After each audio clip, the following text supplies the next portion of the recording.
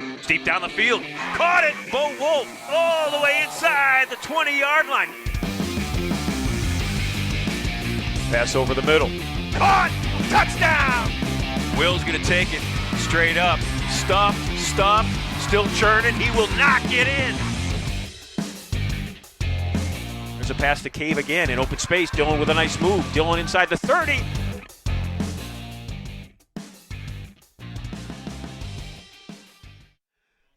Hi, everyone, and welcome to the campus of Case Western Reserve University. It is a November spectacular day in northeastern Ohio as you take a look at DeSanto Field here on the campus of Case Western Reserve University. For today's President's Athletic Conference football matchup between the host school, the Spartans of CWRU, and the visiting team, the Wolverines of Grove City College. I'm Ron Yantz. This is my partner, Jason Ward, and we're excited to bring you what we expect to be a really good football game today. Case Western Reserve 4-2 in the PAC. Grove City 5-1. Both teams chasing Washington and Jefferson, who's in first place with a 6-0 record. So, Jay, it's an important game today for both teams to kind of stay in not only the conference race, albeit neither are mathematically, knocked out yet, but also just to win at the end of the season. 2 games left in the regular season. But the storyline today, Jay Ward, is 2 talented defenses going against each other. Both defenses will play without their star middle linebacker, Daniel King for Case Western and Ben Bladel, who's a 2-time All-American for Grove City. So when you're talented defensive-wise and then you miss your star player, how does that change things? Well, your inside linebacker oftentimes is the hub of communication for your defense. They're oftentimes getting guys that are misaligned, lined back upright. They're intense, fiery guys. They're leading tacklers, and they're the de facto leaders of their team on that side of the ball, whether they want to be or not, because they talk so much. They're communicating with everybody so much. So when you lose that, it'll be interesting to see if their replacements can come in, get guys lined up, get everything going, get the call straight, and get these guys ready to roll. Their replacements will be first-year players in both cases. So how does it change things how the offense attacks that defense? Well, you know that those play callers know. You know that they know that there's a void there. There's a guy there that was great that, is being replaced by somebody that doesn't have a whole lot of experience. So, whether you're going to formationally try and mess with these guys, or you're just going to go right at that area where typically you maybe would have avoided it otherwise, it's going to be interesting to see how that develops. Well, the Spartans have certainly learned how to play football this year without star players. They lost their very talented senior quarterback at the beginning of the year, their junior quarterback, Andrew Lowe. So they have adjusted, certainly, this football season. So John Schwartz, our Vice President of Broadcast Services and our Assistant Athletic Director, as always, sits down with head football coach Greg Debelak before home football games. And we're going to take a time out. When we come back, John will sit with Coach Debs, and you'll get the inside scoop from the head football coach on today's matchup with Grove City. That's next.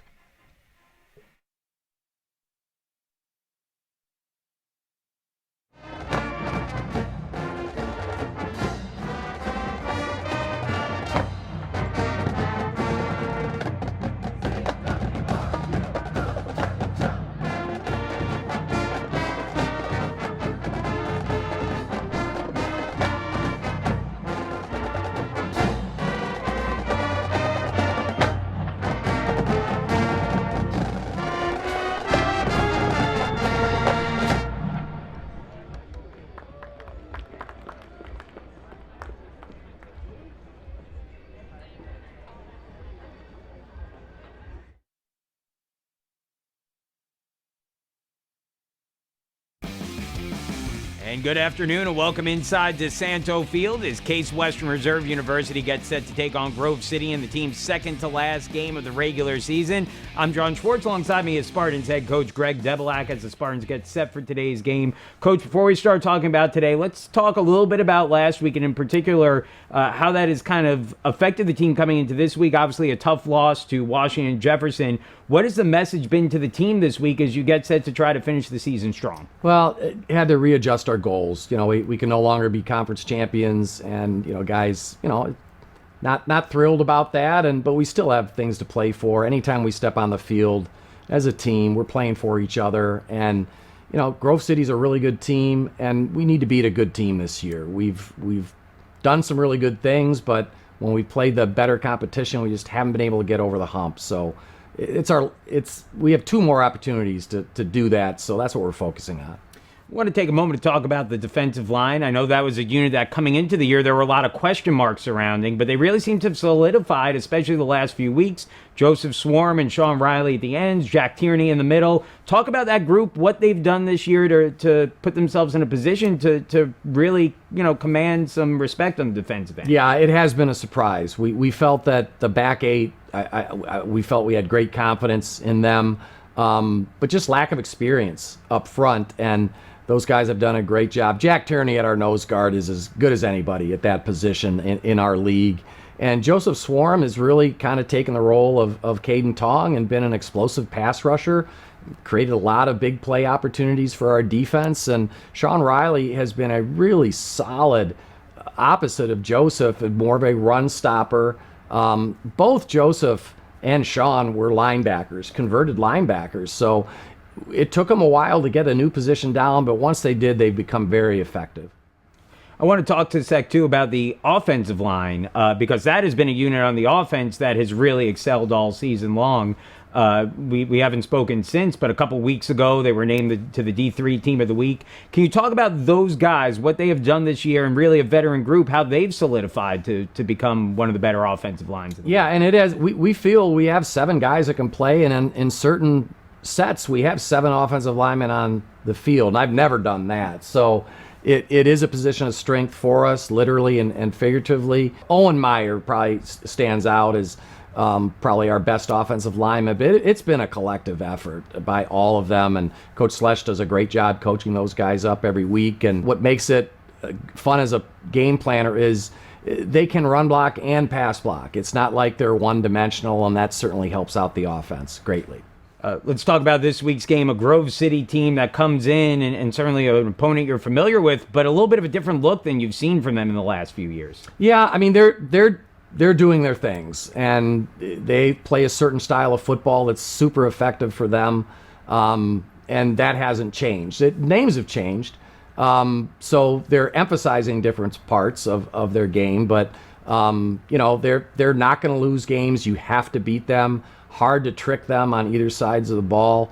They're a very fundamentally sound, well-coached football team, and physical also. The physicality is something that you're going to get every single game when you play a Grove City team. So it'll be a great challenge, but I do think we match up better with them this year than maybe the last 2 or 3 years for sure. Coach, 2 games left in the regular season against 2 good opponents. Can you talk about what you are looking to see out of your team as you conclude this regular season? Just what they've shown all year long. They're a great group. They're tight-knit. They enjoy playing football with each other on a weekly basis. They love being around each other in practice. So that shouldn't change. We fell a little bit short of our primary goal of winning the PAC, but our goal is always to, be a team, be a family, and we're going to go out 2 more times together and have fun with each other and compete to win football games. Coach, thank you as always, and good luck today. The Spartans will get set for kickoff here coming up at 1 o'clock. Once again, it's Case Western Reserve University against Grove City in a PAC matchup at DeSanto Field starting in just a few minutes.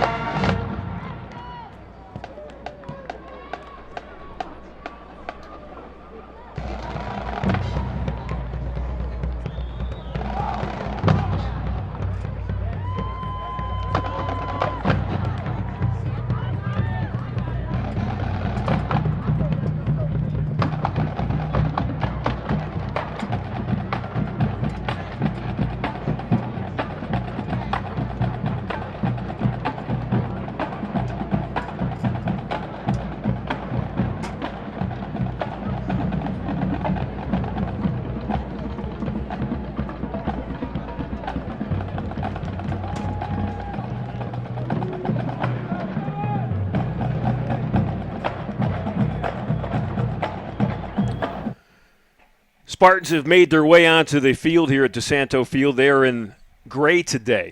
They have chosen not to wear the royal blue that I have typically seen them in here at home, and they're going gray.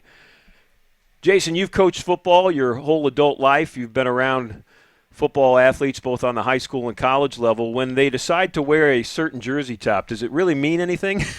It does. It does, It's special. yeah. It's special. It's just something different. It's something unique. Gets the guys fired up. So, yeah, it's those guys are probably charged up. Captains, as you can see in the bottom of your screen, will walk to the middle of the field for the coin toss today. Jay, as we're looking over the notes leading up to this football game today, you pointed out something, and it had to do with Case Western's offense, specifically their run game. When they rush for over 150 yards, they're undefeated this year. And you said that's interesting to me. Why did that stick out? Well, and it goes along with one of the things that Coach Develek said in his interview, in playing 7 offensive linemen for the first time maybe in his career, it really highlights the transformation of the game back to, phone booth football, I like to call it. Like we're everything in a tight space. We're going to contract everything down and really focus on the run, and as defensive players have kind of evolved to stop spread offenses, and the inside linebackers that we talked about earlier get a little lighter and a little faster. This is one of the way that the game has changed a little bit. They say, okay, if you're going to be lighter and faster on the defensive side of the ball, then we're going to load up with bigger, stronger guys up front, and we're going to focus on running it down your throat. So, 150 yards when you've got a good running quarterback like Datillo, and you've got a good, strong run game, that certainly has to be a goal for Case Western today. Another thing that Coach Develek said in his interview with John Schwartz that we saw here on our pregame show that was interesting to me, the loss last week against Washington and Jefferson gives Case Western 2 losses in the President's Athletic Conference with just 2 PAC games left to play. So he said, realistically, our first goal of winning the PAC is over. He said, so we need to refocus our goals. And what he said was, we need to beat a good football team at the end of the year. And they've got a chance today, and they've got a chance next week against Geneva. And Geneva, at this point, has only 1 loss in the President's Athletic Conference. Jay, how easy is it or hard is it to refocus your goals after you've had one taken away from you that was, your number one priority, winning a conference championship, and in the stretch of 6 or 7 days, refocus that into something else? Well, as coaches, it's your job to manufacture the why for your team. Like, what are we doing out here? If we're not playing for a conference championship, what is our goal now? And I think the players on any football team are going to look to the coach for guidance in that regard. So for coach to come out and say, hey, look, we've got 2 really good teams on our schedule left. It would be really nice if we could beat one of them. Now that's our goal. And I think it's very interesting when you come off of, a game like that kind of eliminates you. It's going to be interesting to see how this team plays. The fact that they are unified and that they are a family, it's going to be very, very interesting to see how that collective breath kind of, when you let that out, the pressure's not there. They're out there playing backyard football. They're out there having fun, and they're out there playing for one another. We're about ready to play for one another. Both teams, Grove City and Case Western Reserve University. And ready to kick it off is Gabriel Petrozzi. He'll kick it off to Cameron Epps and Chase Rankin, both back standing inside their own 10-yard line for Grove City. The Spartans won the toss, and they elected to defer receiving the football until the start of the second half, so they'll be on defense first. All we wait now is a whistle. And here we go. And Epps will let it go through the end zone, so the Grove City Wolverines will start on offense first. Let's take a look at that offense. And I always like to look at that offensive line first, from left tackle to right tackle. Nathan Trainer's a senior. He's at 285, 6'4". Jed Feldmeyer at left guard, a sophomore, 6 foot, 300-pound sophomore. In center, Zeke Swift, 6'2", 300-pound sophomore. The right guard is Gabe Hilty, a sophomore, 6'3", 305. And then Luke Jolly, the right tackle, 6'8", 305. He's a senior. He's a load, number 60 on the far right side of that offensive line. This is Ethan Wiley And Wiley in at quarterback, and he'll take the first snap of the game today. And the simple handoff to Chase Rankin, and that Spartan defensive front stacks it up at the 25-yard line. Yeah, running right at Swarm. What a great name, huh, for a great defensive player. Joseph Swarm, awesome. Swarm is a perfect name for a defensive down lineman. And Jay, he's had a great year. Swarm, a senior, 5'11", 205, leads the team in tackles for loss, leads them in sacks, leads them in fumble recoveries. He wears number 50. It's 2nd and 10. Grove City will throw it, and it's complete enough for a first down over the middle of the field. And coming down with that catch is Seth McGroarty. McGroarty, number 1, being defended by Tyler Fickus, number 1, the cornerback.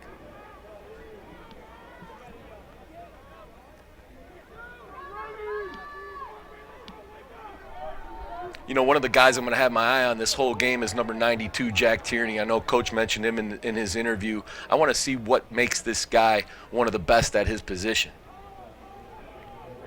Tierney and Swarm and Riley, the 3 down linemen for Case Western Reserve. This is Ian DeMary.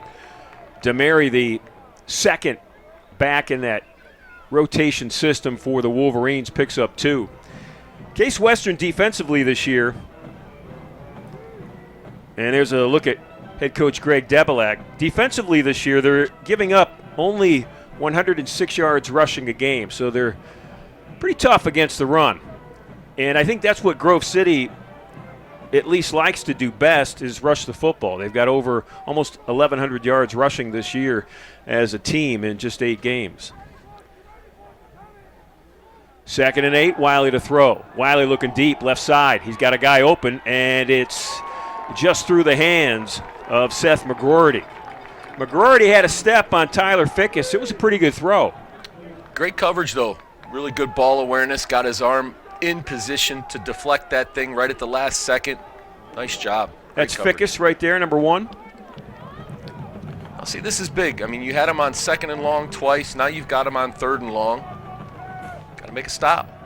Wiley with 3 wide receivers to his left. Wiley on the year, not exactly a passing quarterback. Well, first of all, he's only played 4 games, and he's thrown for just over 200 yards. He'll throw on 3rd and long on that one immediately over the middle, and immediately stacked up by Tim Ganakis, the middle linebacker for the Spartans of Case Western. There you go. Wolverines needed to get to the 47, and they're 3 yards shy of that. And the defense will celebrate.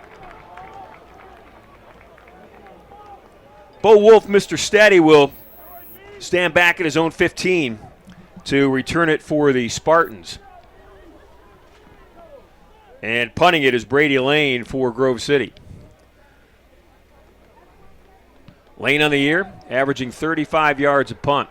This is high, and it's fielded nicely by Bo Wolf. A fair catch at the 24-yard line. So the Spartans will start on offense. They'll mark Wolf down at the 25, and that's where Sam DiTilio, the junior quarterback, will lead his team off the sideline. DiTilio, if you're watching Case Western for the first time this year, I know it's week 8, but DiTilio was not the starter at the beginning of the season. It was Aaron Phillips, who, in Coach Debelak's words, had the potential to be the best passer in the history of Case Western football, and that's saying a lot because they've had some really good ones, some Hall of Fame type Case Western quarterbacks here. But he got hurt in the second game of the season, and it's been DiTilio's team ever since. And there's the option, and DiTilio to Stefan Lopez, and they'll run it right, far side of the field. Lopez picks up a quick 6. I think we're going to see that a lot today, that option. Yeah, this is a great job, and you've got to have good play on the edge of your offensive line to make that go. And I'm watching Owen Meyer, number 77, out there. Great technique, great block to really kind of spring that thing. And one of the reasons that I think we'll see that option, Jason, is the absence of Ben Bladel at the middle linebacker spot. Coach Debelak told me this week in preparation that Bladel is a difference maker, and without him, he thought they might be successful at running that option. And here it is again. This one to Lopez, and Lopez is going to get the first down and a whole lot more. There's Meyer again out in front of that play. What a great job. Owen Meyer, the right tackle on that outside edge, a senior. That offensive line for Case Western, 3 seniors, a sophomore, and a grad student. So you got a lot of experience there. And the youngest, the sophomore, is Sean Dodonna, the center, and he's back this week. He missed the Washington and Jefferson game, and that was a significant blow to that offensive line against W&J. But he's back today. 1st and 10, Spartans opening possession for Case Western.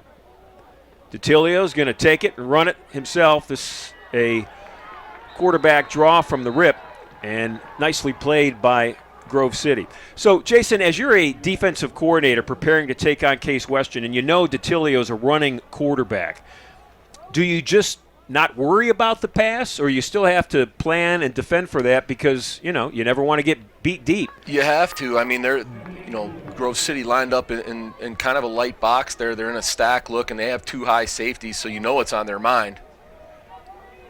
2nd and long. It's 2nd and 8.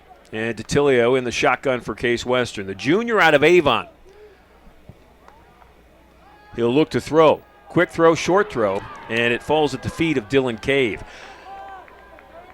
Number 3 for Grove City got there a little early there. Bowden Davidson, the corner, covering Dylan Cave. So it's 3rd and long. Spartans this year offensively, pretty balanced, really. They have rushed for 1,300 yards, and they've thrown for 1,900. It's exactly where you want to be as an offense. And that's why Grove City's going to have to be aware of things like this. They're going to have to be aware of the passing game, but that's a nice stop out there, a nice tackle. Way to tackle the ball, possibly force a punt here at midfield. That was Keegan Frazier, unit. The safety that made the open field tackle that Jason Ward referred to. Little RPO action there from Case. Nice job at DeTilio reading it. Just didn't get the run after the catch yards they were looking for there. Nick Delfo, the punter for Case Western. Delfo on the year, averaging nearly 40 yards a punt. Epps set to receive for Grove City. And this one off the side of Delfo's foot and returning it near the 20-yard line. That's Bowden Davidson for the Wolverines, who received the punt. We thought it would be a defensive football game, and obviously, Jason, we're less than 3 minutes into this one, but first series-wise, it certainly has been that. Yeah, even without those inside linebackers, if good, hard-nosed, physical defensive football is ingrained in your culture, you're going to see it. So Dan King, the middle linebacker, the outstanding tackler and leader defensively for the Spartans, not playing, as we've mentioned. It's a first-year player, Jack Griffiths, who is replacing him. And Griffiths wears 32, and he's coming hard right now at the passer. Pass is complete, and then it's dropped. I think trying to run with the football before he had it was Seth McGroarty, and it's an incomplete pass. He was excited to run after the catch there because he had a lot of turf in front of him. Nice spin out on the route there. McGroarty, at least early on in the first 2 series, has certainly been the favorite target of Ethan Wiley. Wiley again in the shotgun. It's 2nd and long. As I said, Wiley has played 4 games. Sutton Ellis, the other quarterback, started and played the first 7 games, but the offense just wasn't getting the results that the coaching staff wanted, and there was a quarterback change, and it's Wiley's team now. He go deep again, left side again, and another great defensive play by Tyler Fickus. So they call it late hands, right? When you're running a go ball like that, and you don't want to tip the corner off, that the ball's almost there. So you want to put your hands up as late as possible in order to catch that ball. But the corner actually did a really nice job there of having late hands himself. He got his hand on it right at the right time again. It's great coverage and a great job, great technique. So what are they doing, though? They're targeting McGroarty, the wideout, specifically against Fickus. Obviously, they see an area that they could exploit. Well, it's coverage, too, And here you go again. And wide open that time was McGroarty, and the pass was just too long. Sometimes you're going to take what the defense gives you, and if they're going to give you press man on one of your better receivers, then you've got to take it. You've got to make an effort to make them pay for something like that. And, credit to Fickus for twice now breaking up like you said, when that receiver had a step on him twice, he was able to break it up. It's a great job being in phase. So Lane's going to punt it again, and the Spartans are due to have good field position again. Bo Wolf at the 45 near midfield now. He'll take the fair catch. They'll mark Bo down at the 48-yard line. And if you're Case Western and you're that offense surrounding the head football coach Greg Debelak right now, you're thinking this is a drive of opportunity. You need 52 yards to get into the end zone against a team that doesn't give up a whole lot of touchdowns. So, Jay, correct me if I'm wrong or not. If you've got good field position in a defensive battle, you need to take advantage of it. Well, it's nice to get the ball back right where you punted it from on the series before, right? Yep. There's really no penalty there for you as an offense for punting. You get the ball right back after a 3-and-out, and it's time to roll. DiTilio at quarterback. He looks to throw. He pump fakes, throws deep. Dylan Cave open, and Cave has caught it and run out of bounds near the 20-yard line. So DiTilio with a good pump fake, and Cave, one of the talented wide receivers on a group of wide receivers that are all pretty good, was wide open. Dropped it right in the honey hole there, and you nailed it. That's a great pump fake on a double move by both the number 1 and number 2 receivers. So the ball is at the 20. That's a quick pickup of 32 yards, and the Spartans are in business. Cover 1 look here from Grove City. We've got man on everybody and a free safety. DiTilio with one back in the backfield. That's Stefan Lopez. And he'll pitch it to Lopez. Stefan inside the 20. And coming up making a nice tackle was middle linebacker Jack Jolly. Lopez run out of bounds at the 17-yard line. Number 1, Stefan Lopez, the senior out of Essex Fells, New Jersey. Came into today with 233 rushing yards. It's kind of the balance of the Spartan offense running-wise. They don't have anybody with big numbers, but they got 4 or 5 guys with similar numbers. And averaging 37 points a game. Pretty impressive. And they're number 3 in the league in rushing the football. DiTilio with trouble. DiTilio still in trouble, and he's going to get tackled for a loss near the 19-yard line. Boy, he was boxed in, nowhere to go. Nowhere to go, and we know what an athlete DiTilio is, and just couldn't break away from 3 guys. That's Sam there, number 12, and here you see what kind of box you talked about. Phone booth. That was a phone booth with not much room to get out. Yes, it was. So it's 3rd and long. Ball's at the 18. Spartans need to get it to about the 10. Again, they're going to man up on the outside with 1 free safety. Brian Caldwell Jr., far right. Zone now. He's been very good at wideout. DiTilio to throw, looking left, going to step up. He got rushed, and he got sacked. Boy, coming from the outside, unblocked, was Caleb Brubaker. And that's a big, big tackle for loss. Really nice bull rush there. Kind of, got underneath Owen Meyer on the edge there, and I'm sure you don't see that much from number 77. He'll bounce back. So Gabriel Petrozzi will come in to kick it. His long this year is 50 yards. This one will be 43. Spartans trying to get on the board first. Petrozzi's kick. Is it long enough? And it is not. Fell just short. And the Spartans don't capitalize on really good field position. And the game is still scoreless. Yeah, not a bull rush there on the edge. More of a dip and rip by the Grove City outside backer. Nice job out of him. So the defensive battle continues. And Grove City gets it back with a little bit better field position than Right, they had they're it last inching time. forward. They're inching forward. We're playing the field position game right now. Spartans still with that man coverage. You've got Fickus on McGroarty, top of your screen, far left. They've liked to throw it that way. This time they'll hand it off. It's Chase Rankin, the junior, straight up the middle. Nice job by Phil Laverty there to hold the edge, see that the ball's going up inside, get up underneath there and help make that play. Laverty, one of the talented linebackers, that group, Henry Bush, Tim Ganakis, Phil Laverty, and then Jack Griffiths today, number 32, filling in for the senior, Daniel King. Griffiths, a first-year player, trying to fill the shoes of a guy who's been good not only this year, but in all 4 of his years at Case Western. I mentioned I wanted to watch Jack Tierney and see what made him great. He's got such a low center of gravity. He's kind of a fire hydrant in there. There's nobody really moving him around. Tierney, the nose tackle. Wiley to throw it deep.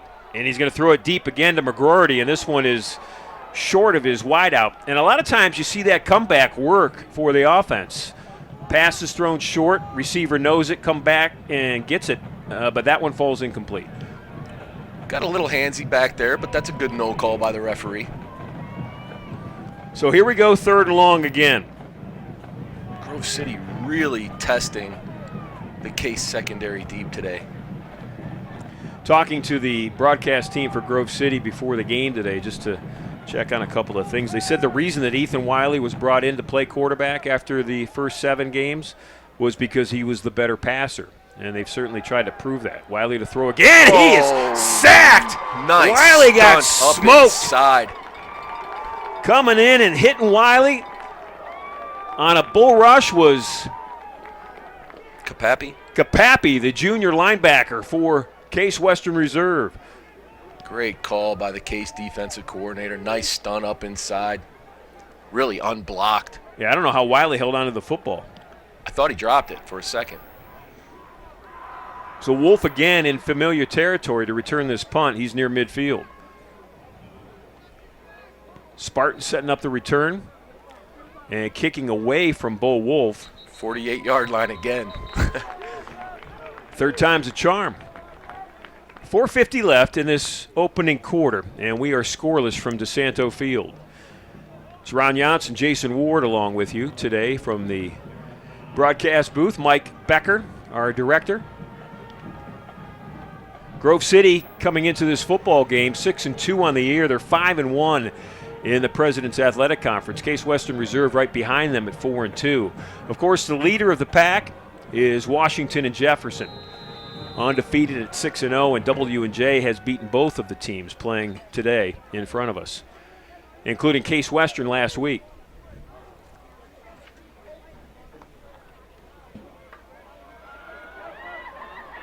Spartans will run it, and not a whole lot of room for Case Western. That was Joel Hancock. Hancock, a first-year player, getting a carry. He'll be subbed in for the senior Stefan Lopez. Tough sledding for both teams in the run game today. Credit to both defenses. Really feels like whoever gets that going first is going to gain some serious momentum. How important is it for Case Western, Jason, to stay diligent with the run, even if it's, not going great? Little bubble screen. That's Dylan Cave, and that was tackled immediately. And coming all the way from his defensive end position was Jordan Karcheski. Yeah, great hustle. Great hustle to get out to the edge there. But to answer your question, I think it's very important. I think you have to stick with it, especially when, we highlighted earlier in the broadcast that if they get to 150, they're 4-0. I mean, they've got to keep at it. So it's 3rd and 7. Spartans need to get it to the 42. Grove City showing blitz. They come in from the outside and they'll sack the quarterback. Boy, they were coming from both sides. It was Caleb Brubaker, the middle linebacker, and Nick Clemens, the outside linebacker, both getting after DiTilio. There was a drag that broke open late. He needed another half second. He would have seen it. So the Spartans will punt once again. If you're Grove City, that confidence is just building defensively because Case Western on 3 straight offensive possessions, including the last 2, they had the ball at the 48-yard line. Little angled punt. Lands nicely and is checked out of bounds at about the 11. We'll see where they mark it. They're going to mark it right at the 10-yard line. Both defenses have to feel really good. The Case Western defense keeps getting the ball back for the offense in great field position. And the Grove City defense keeps holding them there. What is it? 4 or 5 straight 3-and-outs by both teams here. Total. So Grove City behind that huge offensive line comes out for another possession. The ball's at the 10-yard line. I say huge because this is the weight from left to right. 285, 300, 300, 305, and 305. That's a line you'd love to run behind. Although Grove City so far has really kind of lived on the pass. Wiley's going to do it again. Looks over the middle of the field, and that's tipped and almost picked off by the Spartans. Boy, Jake Kavsik was just another step away from catching that little pop-up after the deflection. Jack Tierney not in the game at the moment at nose guard for Case. Number 95, Greg Hansen Jr., a sophomore, in for him. We'll have to keep an eye on that, but Hansen got a really, really good push. There he is, 95 in your shot. 2nd and long. Well, the game plan looks obvious early, at least for the Wolverines. It's pass the football, no matter where they're at. Wiley again to throw it. And Wiley gets his favorite receiver, that's McGroarty, at the 15-yard line. They'll pick up 5, sets up 3rd and 5. Seth McGroarty coming into today, 13 catches for 230 yards. Here's a look at our production team. Jake, one of our videographers, and Jeff. And then Brian, video, and then the director, Mike Becker. Outstanding work, as always, for season after season, both with football and men's and women's basketball. Coach Devilak wants a timeout. We'll take one, too. We'll take our Case first Western. timeout. Their first of the 2:17 half. left, first quarter from DeSanto. Game is scoreless.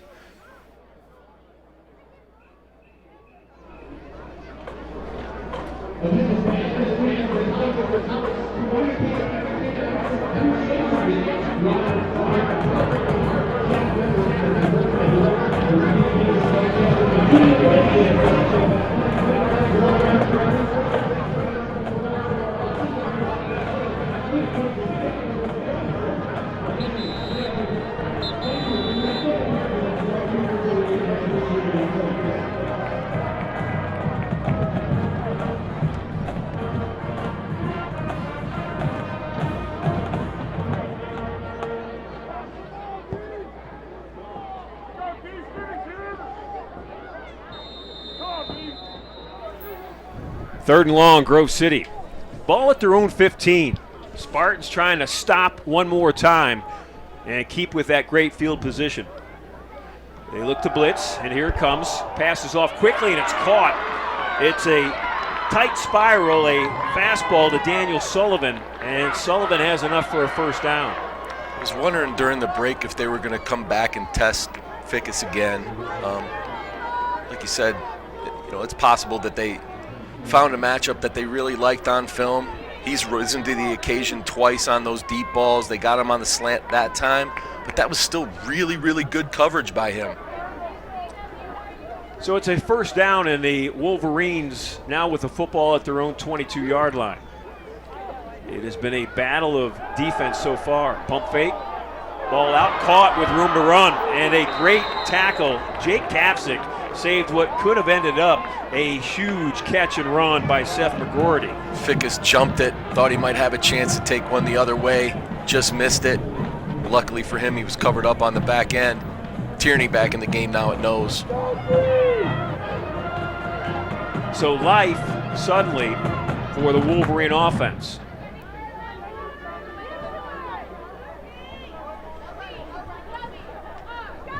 DeMary, all 5'7", 225, the fire hydrant running back behind his quarterback, Ethan Wiley. Wiley will throw it again, and again to McGroarty. And this is a quick 5. Good way to start to flip the field for Grove City. Controlled short passing game, taking 5-yard chunks in a game where obviously rushing yards are hard to come by. So, Jason, coming into today, Wiley in his 4 starts had thrown the football only 33 times.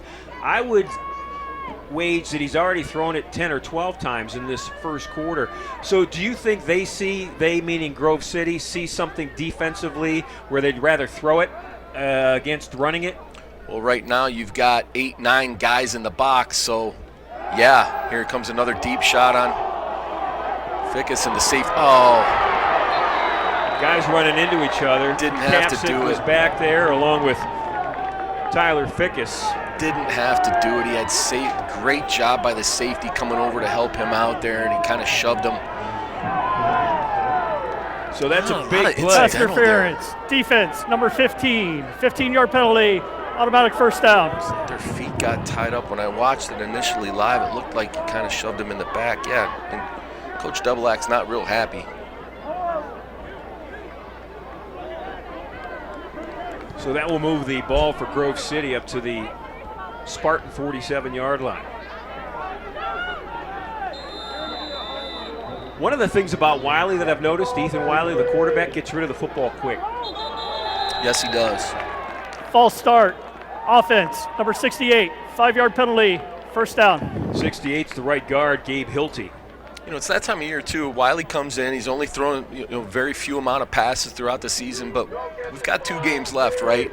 So the coaching staff may look at this as a situation where an opportunity to say, okay, let's find out what this guy has. Let's find out if we can add that element a little bit more next year.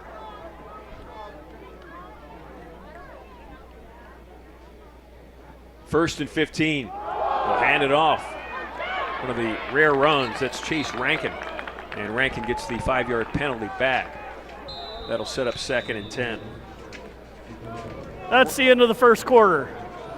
And 1 quarter's in the books, and it's scoreless. A lot of zeros on the scoreboard right now. No time left on the clock and no points on the scoreboard. We'll be back for the second quarter after this break.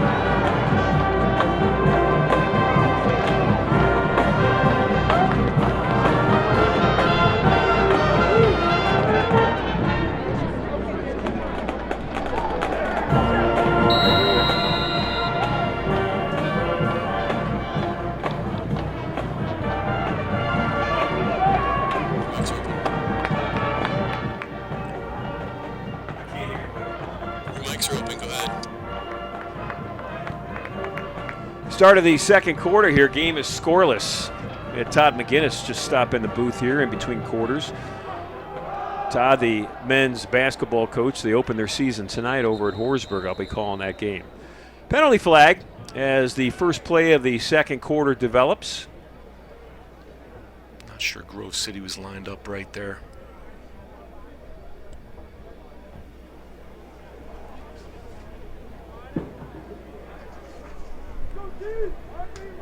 Illegal formation. Offense, 5 men in the backfield. A penalties decline. Third down.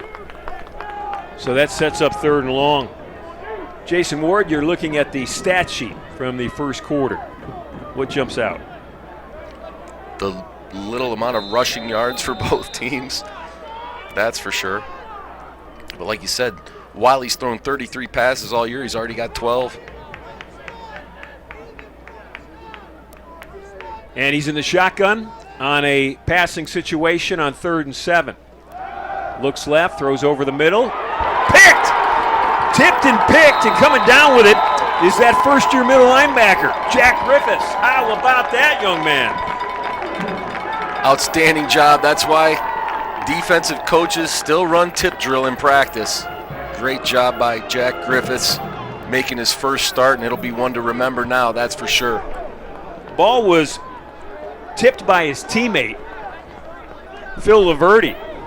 Laverty, the outside linebacker, tipped to his teammate in the middle, Jack Griffiths. So the Spartans will have the football. And that's a big, big turnover. Every turnover is big, but that one really slowed down that Grove City offense that was finally starting to feel themselves a little bit. Tilio to throw, going to throw it deep, right side, open, caught, in and out of the hands. Talk about great late effort defensively That time playing defense and coming in and just knocking the ball away was Mason Klaus. Klaus was on coverage from his outside linebacker spot. He dropped out into almost like a cornerback situation and made a great play. Right, they wheeled him out on this side, and they had another wheel route on the other side. It was a great ball by DiTilio. Bo Wolf had it in his hands, but it was broken up at the last second. Great protection up front to be able to let two wheel routes develop like that. Solid protection up front. So it's 2nd and long, and it's a 4 wide receiver set. They empty it out again. Here comes Grove City. DiTilio recognizes it, runs right up the middle, and Sam gets up to about the 43-yard line. He'll pick up nearly 5 yards. So does DiTilio see that Grove City's coming and just makes that move himself? I think that was designed. Design draw? When they emptied it out, when the running back went out into motion, that lightened the box a little bit, and I think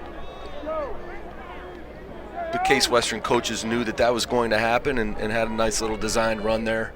DiTilio, an interesting style of quarterback. He leads the Spartan team in both offensive categories this year, rushing the football and throwing the football. So he's certainly somebody that you just can't, take a nap on. That was Cave in motion, and here comes the rush from Grove City. Good protection. DiTilio over the middle, and Dylan Cave trying to get back and get the football. Pass thrown low and a little behind, and it's incomplete. Spartans just can't get it going offensively. Got it there. I mean, that would have been a clutch first down for Case Western. Again, good protection, though. He had a lot of time back there to let that develop. Cave, the talented senior wideout, leads the team in receptions this year. Punt nearly blocked, and it will take a Grove City checkup bounce. Ball's marked out of bounds at the 32-yard line. Boy, oftentimes when you see line drive punts like that, the roll favors the punting team, but not in that case. Just underway here in the second quarter. From a beautiful DeSanto Field setting in the fall, the November of this year. Oh, what a great setting. What a fantastic place to play college football. Game is scoreless. If you like defense, you are falling in love with this football game right now. Grove City with a handoff. Grove City with a full house backfield there. A couple of guys right behind both guards, and they ran what looked to be like a double ISO there. Chase Rankin picked up 6. Officials timeout for an injured defensive player. Mason Mell is number 7 in your shot there. Mell is the downed Spartan. Mell's one of the safeties, senior out of Pittsburgh. While Mason gets looked at, we'll take a timeout. It's scoreless, 13-17 left in the first half.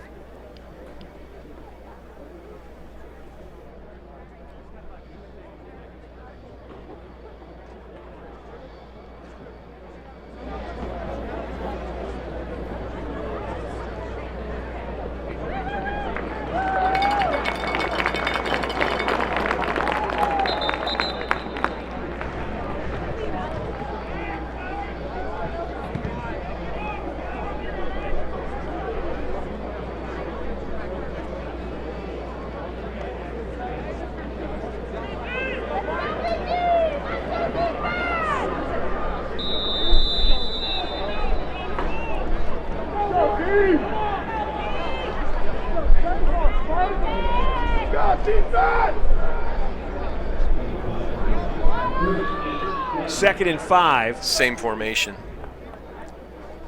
Same play. And this one is stacked up by the Spartans. Coming up and making a big hit is the cornerback. Rolling on the field as the runner's forward progress was stopped. 3rd down. So they'll mark it at the 37-yard line. Jay Ward, why is that an interesting formation in the middle of the football field? Well, it's a goal line. It looks to me like a traditional goal line set for the offense. They've got a couple what we call sniffers, guys right behind, and you're not going to get a goal line defense because you're not on the goal line, so that you know that this team's committed to running the football when they come out in that. It's 3rd and 6. It's Rankin again in the backfield behind his quarterback, Ethan Wiley.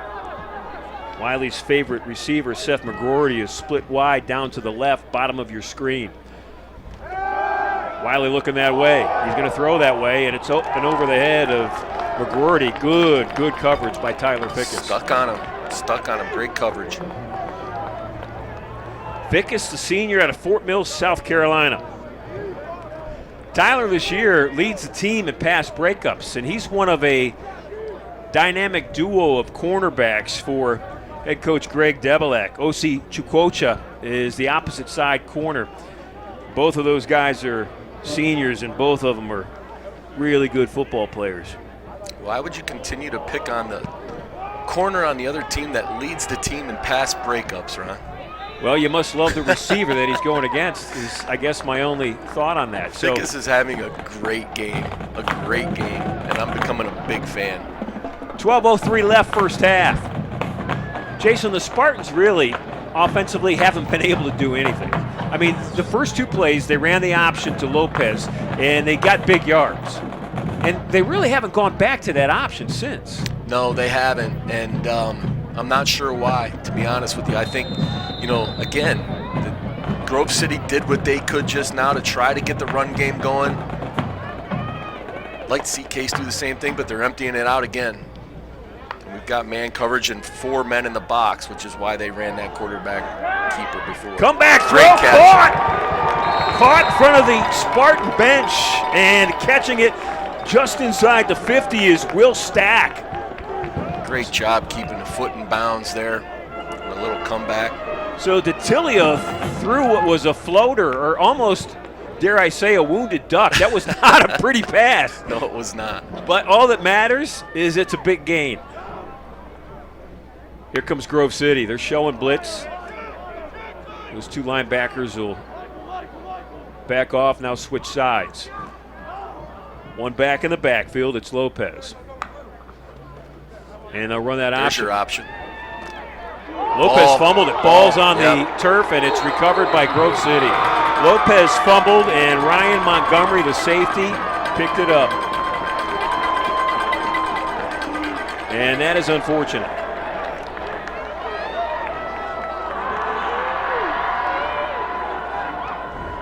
I don't know that he got hit in the football. I mean, coming up to make the tackle was Jack Jolly, the middle linebacker, but he hit him low.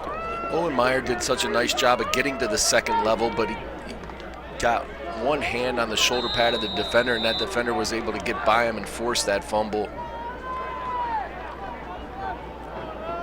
Just to tell you how good these two defenses have played so far, Grove City's averaging 31 points per game. Case Western's averaging 37. And we're scoreless with 11:23 left to play in the first half. It's another extremely condensed formation here from Grove City. Wiley going to throw it again. That's McGroarty. That hit him right in the hands. I wonder if it went through his hands and hit him in his chest plate. Fickus out there again in coverage. Tyler Fickus has got to be thinking to himself, hey, what's going on? Traditional, obviously a big-time running set. One receiver out there with a lot of space to work with, which is tough. And Jay, they really loaded up the right side of that line. Oh, yeah. This time they load up the left side.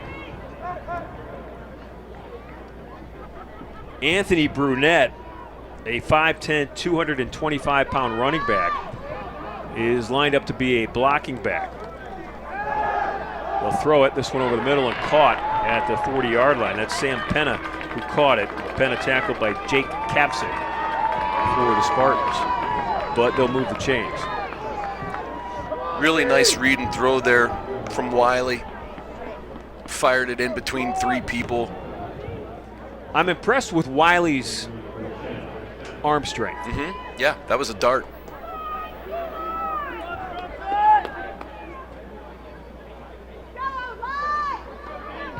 One-on-one, bottom of your screen. McGroarty, number 1 for Grove City. Tyler Fickus, number 1, the corner for Case Western. Ball's at the 39. Wiley will hand it off this time. A lot of room right up the middle. And all the way down inside the 30-yard line is Chase Rankin.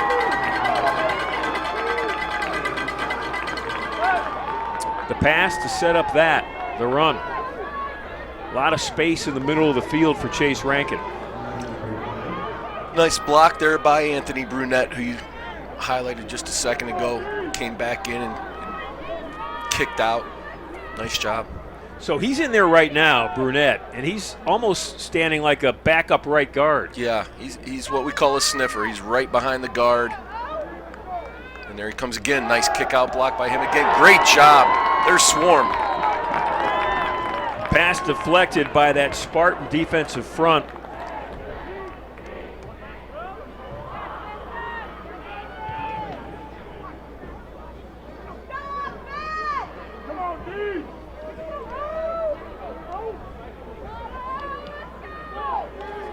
Hadn't really called Joseph Swarm's name too much, but that was a great job getting his hands in the air and batting that ball down. Well, he leads the team in a lot of categories defensively. Yeah, I think his day's just getting started now. Second and long. Wiley with a pump fake. Going to go to the end zone and Got wide him this open. time. And that's a touchdown. Seth McGroarty was wide open. And Grove City's on the scoreboard.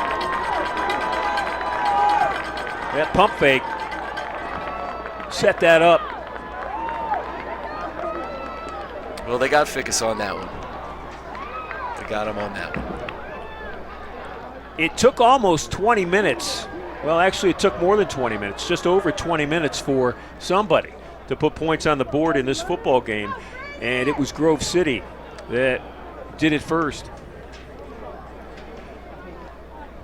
Brady Lane in to kick the point after. And it is up and it is good. And with 9:45 left to play in the opening half, it's Grove City 7, Case Western Reserve University nothing.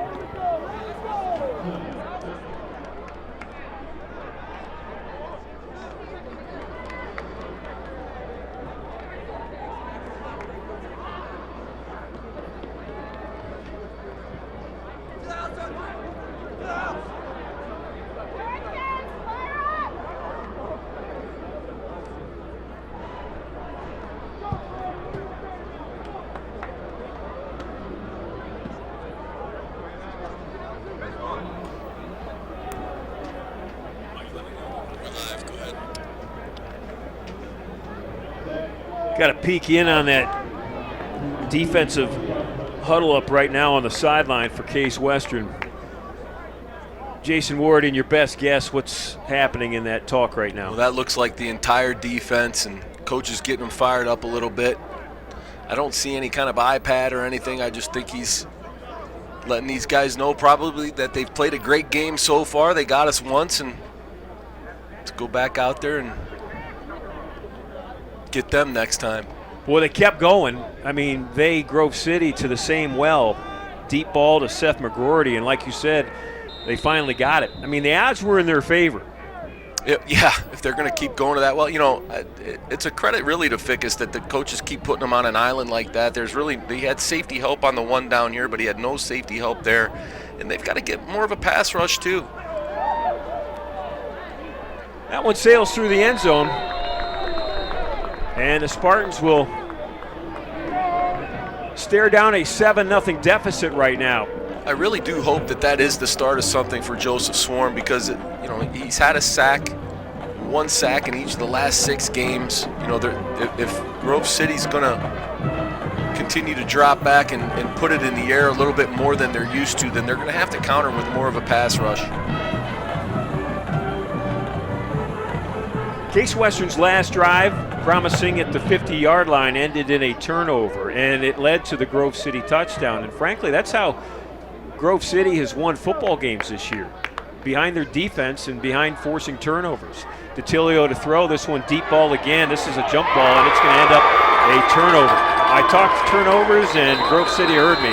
They get their 16th interception of the season, and that's Keegan Frazier, who pulled that one away from Dylan Cave. When you're talking 16 interceptions, I mean, obviously that speaks to your secondary, but it also speaks to the defensive culture at Grove City. I mean, obviously they've got a turnover culture over there, and that's 2 straight. Yeah, they came into today with 15 interceptions and 5 fumble recoveries, and they've added 1 to each. Yep. And that's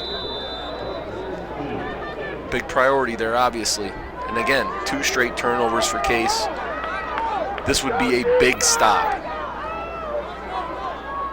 Grove City starting to feel their oats here offensively. They've had good drives. Last one ended in the touchdown. And they'll hand it off. Banging bodies straight up the middle. Positive run for Chase Rankin. Rankin at the 46 will pick up 6. Mason Mell on first contact there. We saw him go down with an injury earlier. Nice to see him back out there.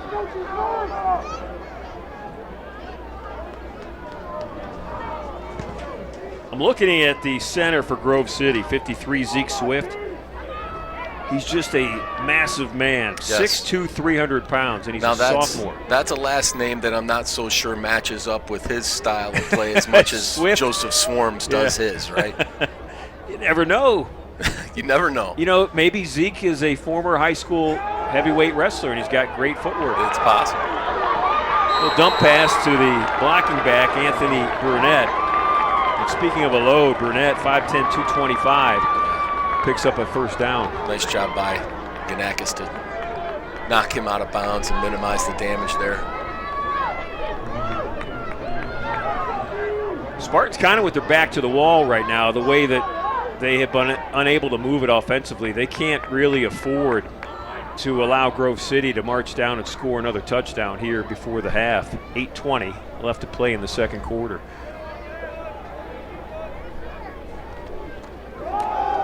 Grove City likes the run game right now, and it's working for them. It's Chase Rankin, and Rankin stopped at about the 38-yard line. Just chose the A gap that Tierney wasn't in. I mean, Tierney did a great job holding the point of attack. Somebody else has to fill that opposite A gap a little bit quicker and harder than that. So it's second and short. You think Wiley goes deep on this one to Seth McGroarty? McGroarty lined up. The coverage would dictate it, yes. There's no safety deep, and Fickus is one-on-one with him again. Bottom of your screen. They'll throw it. They're going to throw it left. McGroarty comes back and gets it. Ah, he almost picked it. Oh, he did Yeah, he pick did it. pick it. He Tyler did pick Fickus. it. Yes.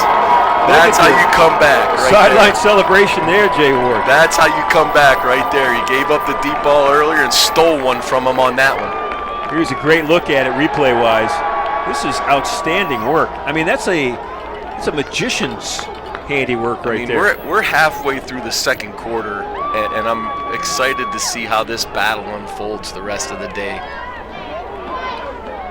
Coach Debelak said before the game the refocused goals after losing to W&J last week was to beat a good team at the end of the season.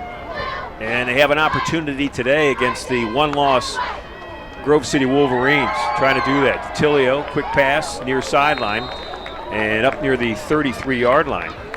Catching the football for Case Western was Will Stack. Nice route by Will Stack. Nice ball by DeTilio. Nice 4.5-yard gain there.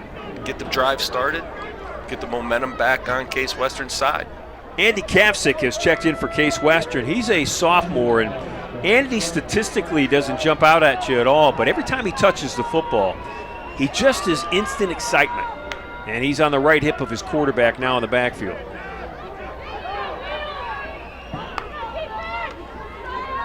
DeTilio's going to keep it. Grove City's made a great adjustment on that option. Grove City looks like they've been working on that option all week long, and that was a great job. You know, one of the guys on that defensive line for Grove City really stringing things out is their right defensive end, Dave Cower. Cower, 6'2", 275 junior. His uncle you might know. His uncle is Bill Cower, the Super Bowl winning former head football coach of the Pittsburgh Steelers. Timeout on the field. We'll take one too. 6:27 left to play in the opening half. It's 7-0 Grove City.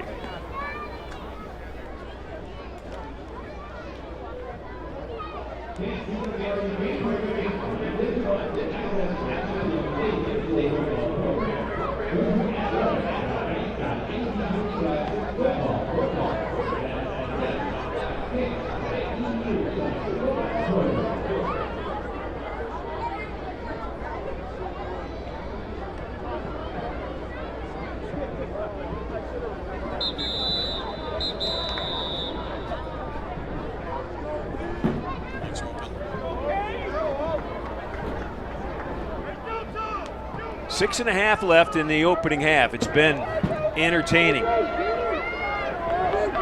Spartans on 3rd and short. They really need a drive, a statement drive to close out this first half. Grove City looks like they're coming. Now they'll drop back in coverage. DiTilio to throw. Pass over the middle, caught by Caldwell at the 45-yard line, and that's enough for a Spartan first down. Good ball by DiTilio again there. It'd be nice to see him get into a little bit of a rhythm if Case is going to keep opening it up like this. So, Jay, when Grove City's got 3 down linemen, but they bring linebackers up looking like they're going to rush, and then they drop back into coverage, are they just trying to fool the quarterback? Yes, they're disguising the blitz or disguising the coverage. DiTilio, again, will roll, throw, he's in trouble, going to have to run it. DiTilio got some room. Sam DiTilio up the middle of the field, and DiTilio, the junior quarterback, all the way down to the 33-yard line. It's powerful. Big, strong young man. Nice adjustment, way to see the open field and take advantage of it. DiTilio came into today leading this team in rushing with just under 400 yards from his quarterback spot. And that's in 6 games. He did not start the first 2. Aaron Phillips was the original starter before he got hurt. DiTilio to throw. Going to throw another comebacker. It's a jump ball, and boy, a lot of contact down there between a couple of 9s. That was Will Stack going up for it receiver-wise, and Mason Klaus in coverage. Take a look here, Jay. I would imagine the fade route there was probably number 3 on his progression. It was nice to see him kind of go through that progression, and I think he made the right choice taking the one-on-one matchup on the deep ball there. So it's 2nd and 10. Another 4-receiver set with Kapsick, the lone back in the backfield. DiTilio looking right. He's in trouble. Going to have to run. Sam looking ahead with some room. And DiTilio lowers his shoulder pad, and he gets inside the 25-yard line. Nice job. Gives him a nice short 3rd and 1 here. Here come the Spartans. And here come a lot of offensive linemen. Coach Debs said in the pre-show that he has played 7 offensive linemen before, and he says, I've never done that. Yeah, here it is. 3rd and short. They need a yard. DiTilio under center. He'll hand it off. And with it is Kapsick. And they needed a yard, and they got just a yard. A lot of misdirection for 1 yard. Yeah, it looked like Army. That was a military-style formation and a military-style play right there that got him the first down. And that's all that matters. 4:05 left to play opening half. It's a real good football game here at DeSanto Field. Wolverines of Grove City up 7-0. Grove City 1 loss in the pack. Case Western 2. DiTilio, pump fake. Another wheel route. And that one's going to get picked. He sat on it. And still running with the football after the interception is Noah Wheeler. And that one hurts. That one hurts an awful lot. Spartans had the ball at the 23 of Grove City. And that was just an ill-advised pass. Wheeler sat on the wheel route and made a fantastic interception. Read it perfectly. That is the 17th interception on the season. That's a turnover culture, man. So Grove City dodges the Spartan bullet. One of the easiest paths to victory in football is winning the turnover battle. Grove City's got 2 interceptions and a fumble recovery in this football game. And the handoff to Chase Rankin. Rankin up inside the 45-yard line. Nice tackle there by Mel. Come up and stick him. That's big in a couple of ways, maybe 3 ways. 1, it's big because Spartans had the ball to 23 going in.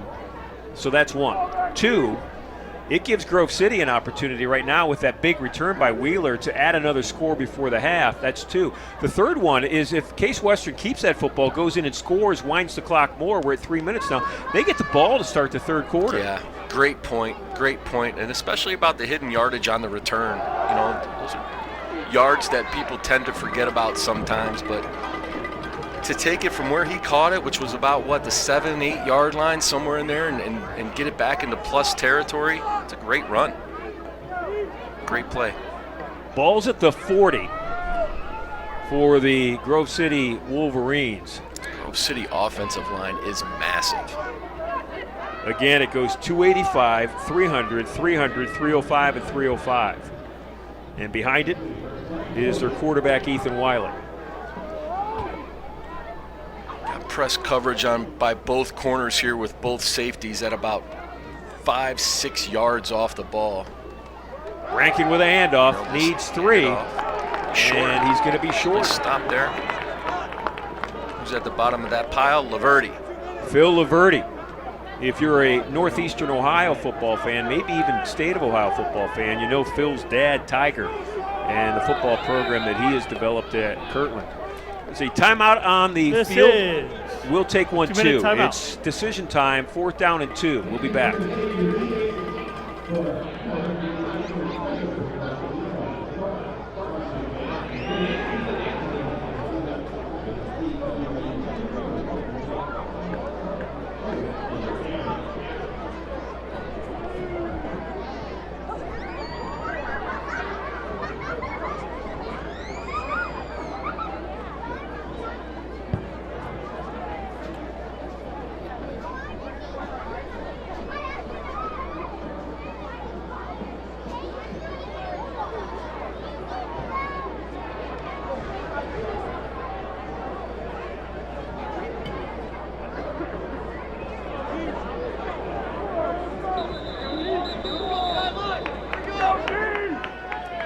There's the look of the dormitories that surround DeSanto Field in November in northeastern Ohio. The trees, the ivy, everything have turned gold and red, and purple, and orange. Grove City punting the ball. Maybe. Lined up to punt it on 4th and fake. 2. It's a fake, and it's going to be enough for a first down. A direct snap to Anthony Brunette, and at 5'10", 225, he just put his shoulder pads and his helmet down and pounded forward. That's 41 right there. Well designed. You got a couple of those guys back there. You've got 39, Ian DeMary, who's 5'7", 225. Those are a couple of block bookends for their running back, Chase Rankin. With Brunette up there, I mean, this is big boy football they're playing in Grove City. You called him the sniffer. He's right behind his right guard right now. They'll throw it. Looking left. All day. End zone. And too deep to Seth McGroarty. You mentioned Tiger Laverty. Tiger and I squared off a few times. What a great coach. Great program. Thought I had one of my better teams. And they called, and they have a hard time scheduling non-conference games. I said, okay, I've got one of my better teams. We'll play you. Didn't matter. Beat us by 35 both times we played. Tiger Laverty, the head football coach at Kirtland High School. My partner, Jason Ward, the retired, soon-to-be Hall of Fame football coach from Columbia High School. So they know each other well, both playing in Division VI in the state of Ohio. There's a positive pass on a 1st and 10, or actually 2nd and 10. It sets up a 3rd and manageable. The first time we played them, we were the only team on their regular season schedule to score a touchdown on them. We got them on a Hail Mary before halftime. We didn't even earn it. Well, I know the Spartan coaching staff very happy to have young Phil Laverty playing linebacker for them. He's playing a great game, and I like the way they move him around. Sometimes he's inside, sometimes they line him up on the line of scrimmage on the outside. He's doing a great job. That's where he's at right now, far side, bottom of your screen. Handoff up the middle, though. It was 3rd and 5. Looked like Brunette again. Oh, no, that was not. Chase Rankin Okay. got the handoff. 4th down. Again, 7-0 here. Minute to go. They're going for it. Brunette now behind the left guard. And on the left hip of the quarterback is Chase Rankin. So they've got coverage. I mean, do Do you fake the handoff and throw a touchdown pass right here? Not when you've got that massive an offensive line in front of you and Brunette right behind him. Don't overthink it, right? Yes. Yeah. Sometimes coaches can try to outsmart themselves. You know, you have said that to me about yourself before sometimes in games. Oh, absolutely. Timeout. You know, sometimes Grove you just City, got to, go the with first what of the works half. and not try to be too creative. Yeah, Mike Tomlin says it all the time. If you have red paint, paint the barn red. 39 seconds left in this first half. You brought up Mike Tomlin. Maybe if we could go to the Grove City sideline with a shot, we'll continue the conversation about the Wolverines during this timeout. You brought up Tomlin, the current Pittsburgh Steelers head coach, and Dave Cower, that right defensive end for Grove City's defense. I mentioned just briefly, his uncle is Bill. And Bill Cower, once upon a time, was a special teams player, backup linebacker here in Cleveland for the Browns for head coach Marty Schottenheimer all the way back in the early 80s. And then, of course, he went on to great fame as the Steeler head coach. Well, his nephew's playing football today out there.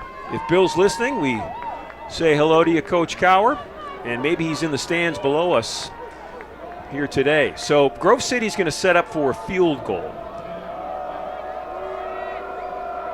And it will be a 44-yarder. And it looks long enough, but it is hooking left. And that's a big miss. That's got to fire in a positive up, way for Case Western. The Spartans have to be fired up about that. You go 2 straight turnovers, you stop them on the second one, you keep it a 1-score game, and you get the ball back in the second half, right? You get the come back out. And Jason, you pointed it out when the touchdown happened. It was really just once that, they gave up one play. It was a big play, a pass play, and frankly, a pass play that they had tried to connect on to at least 6-7 times before that. Right. And that's been it. That's been it. So defensively, you keep your positive thoughts about you, right? You should. Absolutely should. You're making them earn every yard with that big offensive line and those big backs. They are having to earn every yard. I mean, they haven't had very many explosive runs at all. So 35 seconds left in the half. Spartans looking to pass. I'm surprised that they're going to pass. DeTilio's going to throw it over the middle. That's Dylan Cave who caught it and then dropped it. Good defense coming in and knocking the ball loose was Bowden Davidson, knocking the ball loose.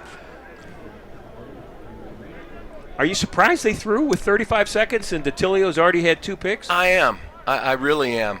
I'm not sure that they'll do it again. Well, look, they're in a spread set now, so we'll see. But Grove City only has 2 timeouts left. It's Kapsick, the lone back in the backfield with DeTilio, the quarterback.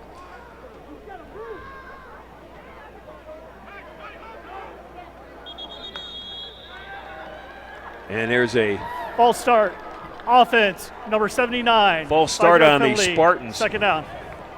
False start on the center. Sean Dodonna. Speaking of Sean, Spartans very excited to have him back in the lineup.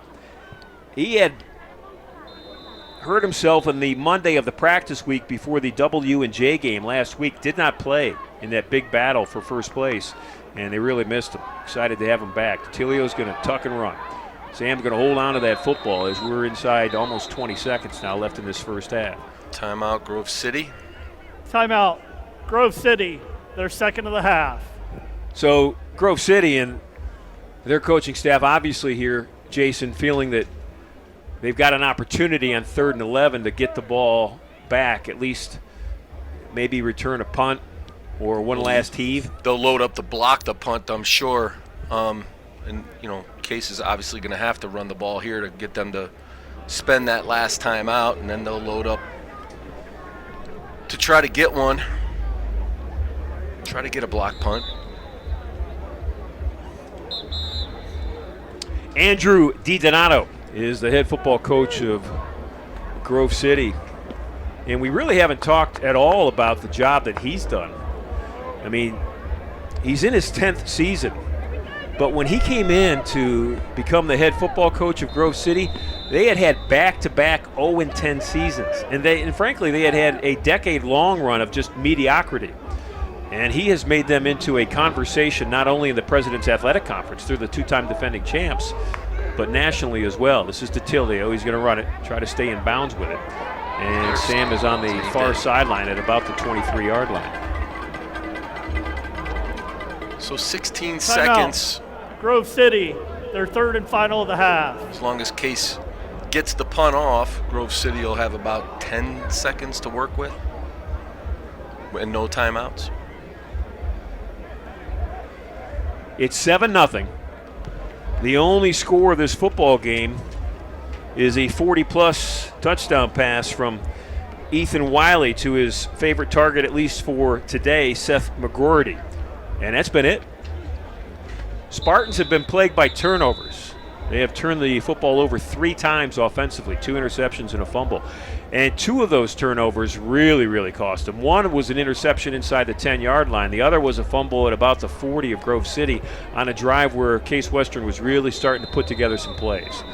So now priority number 1, the only thing that matters is getting this punt off. And here comes Grove City. Punt will land at midfield. And the Spartans will just wait for the officials to blow it dead. They did a nice job, a heady job. There was 10 seconds. The 10 seconds that you predicted when that ball came to a stop at the 50, the Spartan players stayed away from it. Yeah. Officials didn't blow it dead for another 5 seconds. The ball was laying there for 2 5 or 3 seconds. Yeah, I mean, it was just wasn't even moving. I don't know what took them so long to blow it dead, but the ball's at the works 50, out. and we've seen the arm of Ethan Wiley, and we've seen the ability of Seth McGroarty to get separation, and I think that's what we're going to see here, huh? Absolutely. So, But you're also going to see 3 safeties, 15, 20 yards behind the line of scrimmage, and Fickus will actually have some help. we've got 1 play left in the half. Wiley going to step up in the pocket, going to let it fly towards the end zone. A lot of bodies down there. Ball's going to be tipped and falls incomplete. And that wraps up the first half. It was a good one, as advertised. Came into today expecting both teams to rely on their strengths, and that, of course, is their play on the defensive side of the football, and that is exactly what has happened as the first half comes to a close. Spartan Marching Band getting ready to march on the field, entertain everybody here from DeSanto at halftime, and we'll bring you the Marching Band. It's 7-0 Grove City over Case Western. Halftime is next.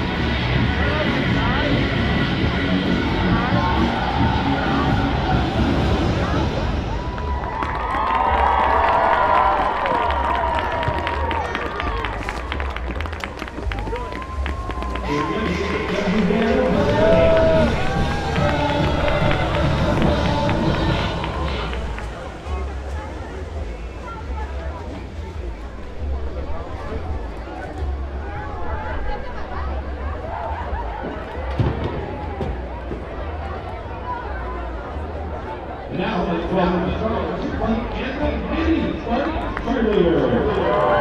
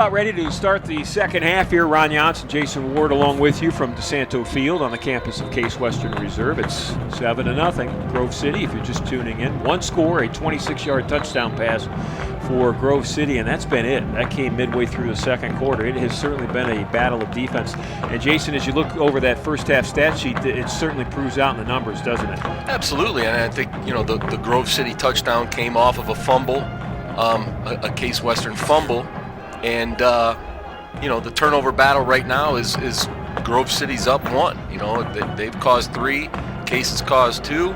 It's a one-score game, and there's the difference. So we'll see what happens here in the second half. If both these teams can clean up the turnovers, it's just going to come down to who's going to run the ball better. So Kavsik and Wolf are back to return it for Case Western. They will have the ball first as we start this second half, and this is Kavsik inside his own 5-yard line. Boy, what Coach Debelak and the Spartans wouldn't do to come out here after halftime and get this thing tied up on the first drive. If you look at the way that they ran the football as opposed to passing the football in the first half, Case Western ran it 16 times. They threw it 13 times, so that's certainly balanced. But I was saying to you in the halftime break, and correct me if I'm wrong, and certainly give me some insight. It almost seems like they could have committed to the run more than they did. Here's a quick pass out on first down, and it will pick up about 3 yards. That's Stefan Lopez, who caught it from DeTilio. Do you think they should have committed more to the run, or do you think it was just, right where it needed to be? I think it's right where it needed to be. I think it's just such tough sledding. I don't think it's an impatience thing by the Spartan play callers. I just think, you keep ramming your head into a brick wall like that, you've got to do a few things to loosen the defense up, and I think they were able to do that a little bit in the passing game. 2nd and 8, DeTilio to throw. He's got time. And he finds an open receiver, and it's a one-hop skip shot into Liam O'Brien. Liam was wide open. It was a tough throw on the run for Sam DeTilio, and that one came up a little short. I mean, you're talking 3.5 yards a carry, right? They're averaging in the first half. It's tough to live that way offensively. You know what I mean? Yep. And if they're packing the box, you got to loosen them up a little bit. Now they've got 6 in there right now. It's 3rd and long. DeTilio looked to cave on the right. Now he's going to go left, and that's caught. And there's a lot of room in front of Liam O'Brien. Liam O'Brien catches a pass and turns it into a 35-yard gain. The other thing too, Ron, that we didn't mention is, the 55 yards rushing that they do have, a lot of that came on the legs of DeTilio on plays where he dropped back to throw the football. Those were just coverage plays. Great job by the Grove City defense to man up downfield, and he just took off with his legs. And I know it's one of those things where you say, I don't care how we get our rushing yards, we just want to get them. But those aren't, a lot of those rushing yards weren't coming off of design runs. That's a huge play right there to not only flip the field, but give them an opportunity to get this thing tied up on this first drive. I'm telling you, as a coach, that's a dream scenario. You're down 7-0, you come out, you get the ball after halftime, you come down, get the thing tied up, and it's a brand new game. There was an injury to a Grove City player on the field, and that's the delay in action. It was Keegan Frazier, their safety, that was down. He's now up and off the field. So the 35-yard gain to O'Brien from that man, DeTilio, the quarterback, is half the yardage production throwing the football that Case Western had in the entire first half. Ball's at the 39 at Grove City. Lopez, the only back in the backfield. This is a familiar formation for Case Western. Lopez will run it straight up the middle. DeTilio saw that linebacker Caleb Brubaker set up on his right, defense's left, coming on that blitz, and read it right and handed it off to Lopez. Made the right decision. That's fine, but I would like to see some more design runs for DeTilio, I mean, they've got 6 in the box. You've got your 5 offensive linemen and your back. That's 6 to block 6. So I'd love to see them or run a few more things to get DeTilio running the ball. 2nd and long, and the pass is incomplete. Trying to get it to Liam O'Brien. DeTilio in the face of that rush defense. Couldn't quite get it to his outside wide receiver, Liam O'Brien. Sometimes as a play caller, it really is just simple math. You have 6 to block their 6, right? I mean, I would like to see DeTilio get rolling here. Sam in the first half rushing the ball had 10 carries, not all of those designed carries, some of those, just scrambles, and he had 31 yards. Here comes the blitz. And that's to nobody in the middle of the field. Dylan Cave was cutting across the middle on 3rd and 8, and that was well behind Cave. Spartans will punt it. Nick Delfo will come out, and this is a Jim Tressel move right here, right? Punt, play special teams, sure, get absolutely. your defense. But the way your defense is playing, like you said, they gave up the one play, a double move with the pump fake. They've been playing stout defense all day. They'll try and pin them back and try to get on a roll here again where you're getting the ball at midfield multiple times in a row. So Delfo's punt will land at the 7. And Beautiful. the Spartans will let it go out of bounds at the 3-yard line. Beautiful punt. Great job getting down there in coverage. Well, that's exactly what you want to do. If you can't score a touchdown, you can pin your opponent inside their own 5-yard line. Give yourself a better chance the next time you get the ball, as long as your defense can hold here.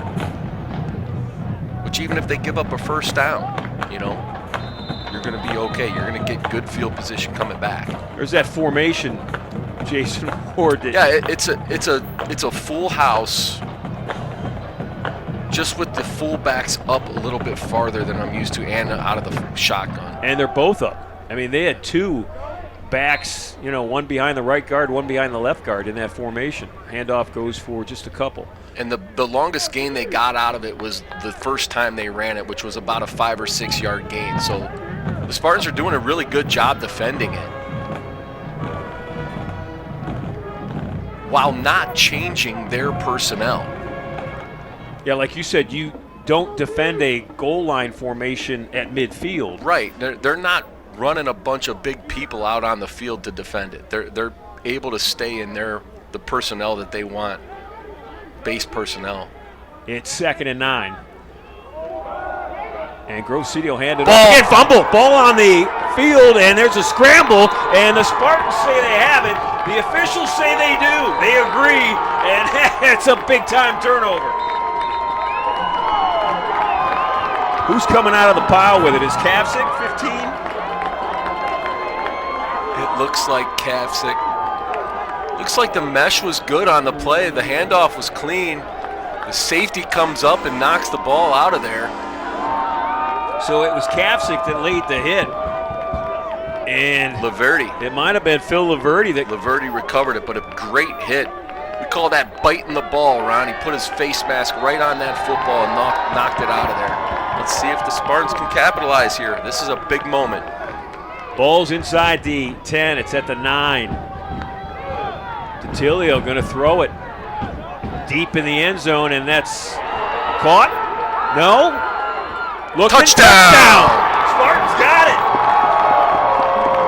Sam DeTilio floated one to Bull Wolf in an area that only Wolf could get it, and that was the extreme corner of the end zone. So extreme, we weren't sure if it was a touchdown. Boy, I don't know what he got down, but the referee saw enough. Well, here we're going to look at it. Just dragged the right toe. He got that right. He just scraped the right toe on that turf. What a catch. So Petrozzi's in to kick the point after, and Grove City has jumped offside. What a catch and a really nice throw. That's Wolf, the junior, who does a lot for Case Western. He's in on every punt and kick return. You know what I love about it, too, is you get the turnover and you score on the very next play. Yeah. You go know? right to the end zone. Yep. And DeTilio threw that where if Wolf doesn't catch it, nobody catches Right. it. Low snap, hold was good, and the kick is good too. So with 11:44 left in the third quarter, Coach Devilak wanted, what's he talking about here? He's out on the field right now looking for a penalty. Maybe he thought there was a hit on his kicker. Nonetheless, we'll take a timeout. We'll be back. Game's tied.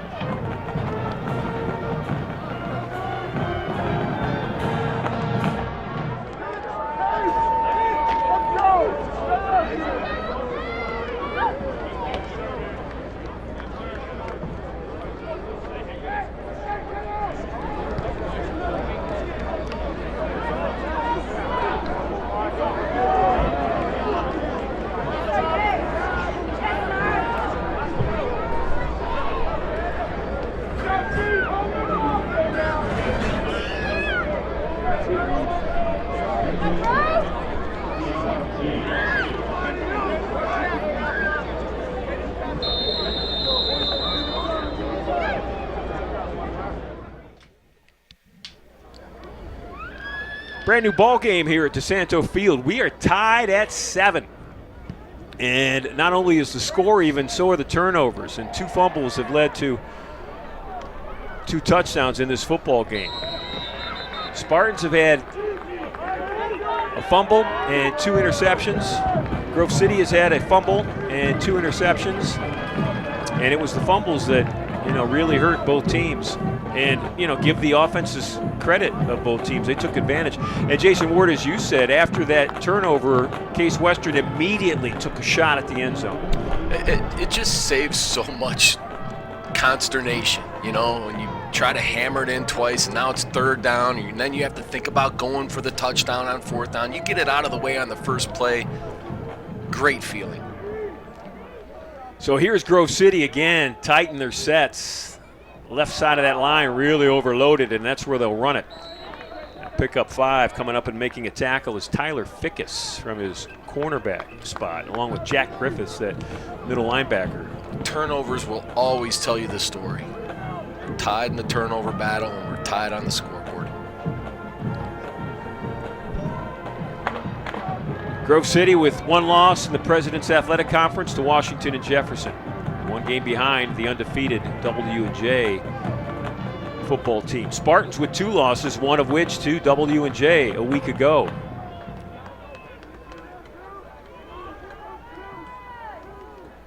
Case Western trying to finish in their final 2 games and beat a good football team, and they're playing one today. There's a first down pass, a pass for a first down on 2nd and 5. Took a perfect throw to squeeze that thing in there in front of Fickus, and Fickus is down. Officials timeout for an injured defensive player. Fickus looks like he's hurt. He's pointing to his left shoulder.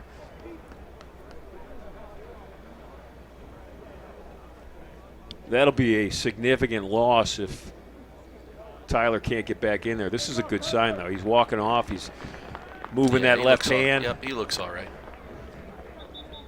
Spoken like a coach. Yeah, he looks all right. We're going to start to focus a little more on Brunette here in the Grove City running game. They run a lot of split zone, and what that is, they'll run zone one way. Brunette will go tearing across the line the other way and kick out. So that gives the running back an option to stick with the zone one way or to cut it back in a hole on the other side of the center, basically. But now they have 2 wings in there, and we'll see what they do. The last time I saw them run this, they ran a counter with both of those guys. Let's see if they both come back towards us, Ron. Dustin Hoddle and Brunette straight ahead blocking for this young man on 1st and 10 from the 41. What, man, it is. That's Henry Bush with a big-time hit. It is tough sledding. 26. Rankin got nowhere. Bush, a senior out of Riverside High School in Concord. Let's not forget about big number 92, Jack Tierney, just plugging the middle up against a massive center from Grove City. He's just doing a great job, not getting moved, not opening up space, maintaining his gap. Tierney, 5'9", 255, and just a sophomore. A very important piece to this Spartan defense. Second and long, and they'll throw it. And over the outstretched hands of Daniel Sullivan. Ethan Wiley's greatest strength and maybe biggest weakness is his powerful right arm. Yeah, he fired that one out of bounds. A little more touch on that. He had a nice hole to drop it into. Just couldn't quite put it on him. Good protection. It's Phil Laverty, 14 in your shot, the outside linebacker who our partner Jason Ward has pointed out. They kind of put him all over the field. I mean, he's listed as an outside linebacker. He's out here in coverage almost right now. 15 was Jake Kafsick. Here's the Swarm with pressure. Yep, Swarm got held big time. And a little floater. Ball tipped and turning around. If Laverty knew where it was, he catches that like a pop-up in the infield. Yeah, he had no idea the ball was above his head. He would have had to Willie Mays that thing, but yeah, if he only knew. Holding. So it's a hold. Offense, number 77. The penalties decline. 4th down. Yep. Great, strong, quick rush from Swarm there. Really drew the holding penalty. Trainer, 77, you see in the shot, the left tackle with the hold, and Swarm coming from that left side. Joseph Swarm leads the team tackles for loss, leads the team in sacks, leads the team in forced fumbles. And he is a byproduct of the success of his nose tackle, right? I mean, absolutely, absolutely. Nose tackle ties up guys. Yeah, if you've got a strong, if you're strong up inside, it's less likely that they're going to slide protection your way because they have to occupy those guys up inside. So it leaves Swarm one-on-one, hopefully, for him most of the time. So here come the Spartans, fresh off a quick hit touchdown pass, a 9-yarder from DeTilio to Wolf, and then that defensive stop. So momentum, I would think, is on the side of Case Western Reserve right now. Big time, big time.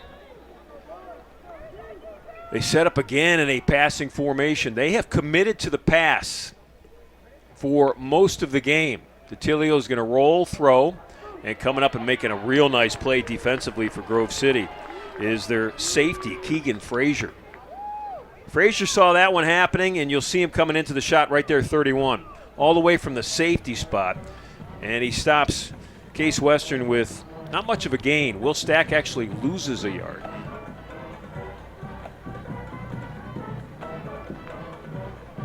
I like seeing them roll DeTilio, though. Get him out into space, let him see the field a little bit better. Move the pocket. Although that offensive line has done such a great job protecting him all day. Now he's back in the pocket, and again, he's got time. Running out of it, and he's running out of room, and he's knocked out of bounds inside the 25-yard line. So he's going to lose again offensively. They'll drop back almost 3 more yards, and that sets up third and a real long way. See, he's back there without a hand in his face for close to 4 seconds there. That's enough time. You know, they just didn't get guys open. Credit the Grove City defense. Mitchell Waite has been in the backfield in this series. He's number 2 on the right hip of his quarterback. Here comes the rush, outside rush. DeTilio's in trouble, gets it off over the middle, and Caldwell, it's a little short of Brian Caldwell over the middle of the field. And the Spartans will punt it. Grove City really came after him from the outside edges. Was that Jordan Karczewski? Number 67 really put a nice rush on there, I believe. He's the end opposite of Cower. So Grove City is set up to get great field position. Here Look comes out. the rush, punch blocked. And Grove City's got it at the Spartan 10-yard line. And that's a special teams signature moment. Most exciting play in football, as far as I'm concerned, is a block punt. You want to talk about a huge momentum changer. And the percentage of victory that you gain by blocking a punt is astronomical. Well, this game has really turned on things like that. Turnovers, and, that's not a turnover, but it's almost a turnover. Yeah. Right, it's a turnover. Just like as far as I'm concerned, just like a missed field goal is right. a turnover. The ball's going to the other team. Ball's at the 10 of Case Western. Grove City has it. They'll hand it off and stopped immediately. Coming up and making a hit was that middle linebacker, Jack Griffiths. We talked a lot about Jack, number 32. He's replacing Daniel King. There you see Jack making the tackle on Chase Rankin. Heck of a tackle. First-year player subbing in for an injured senior leader. I mean, King led the team in tackles. 63. Next closest was 37. That's how dominant he was defensively. I saw that in the notes. Yeah, that's pretty impressive. So kudos to the young man, Jack Griffiths, out of Chester Springs, Pennsylvania. Spartans with some work to do. 2nd and 10. They'll throw it. Fickus. And there and catching it. What a catch. What a throw. I mean, that was about as perfect as you could do, dropping it in. That's Daniel Sullivan with the catch. There's those late hands again. Like if he puts his hands up earlier than that, that lets Fickus know that the ball's on his way and he can turn and maybe make a play on that ball. But when that receiver puts his hands out there to catch that ball at the very last second, the corner has no clue it's coming. That's Sullivan's 4th touchdown catch of the season. And that one puts up Grove City by a touchdown. They're a point after touchdown away from making it 14-7. And there it is. 7:09 left in the third quarter. The block punt set up Grove City at the 10-yard line. 2 plays later, they put it in for a score. We'll take a timeout. We'll be back.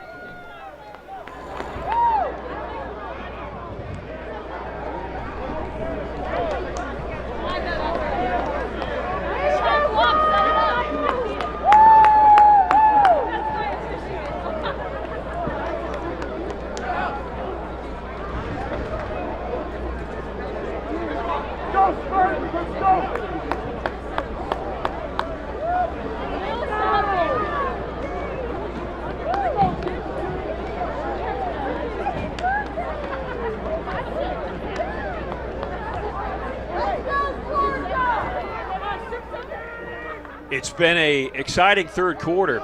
We went an entire first half with just one score, and that came on a 26-yard pass in the middle of the second quarter. But in the first 8 minutes of this third quarter, we've had a fumble that set up a Case Western touchdown and a blocked punt that set up a Grove City touchdown.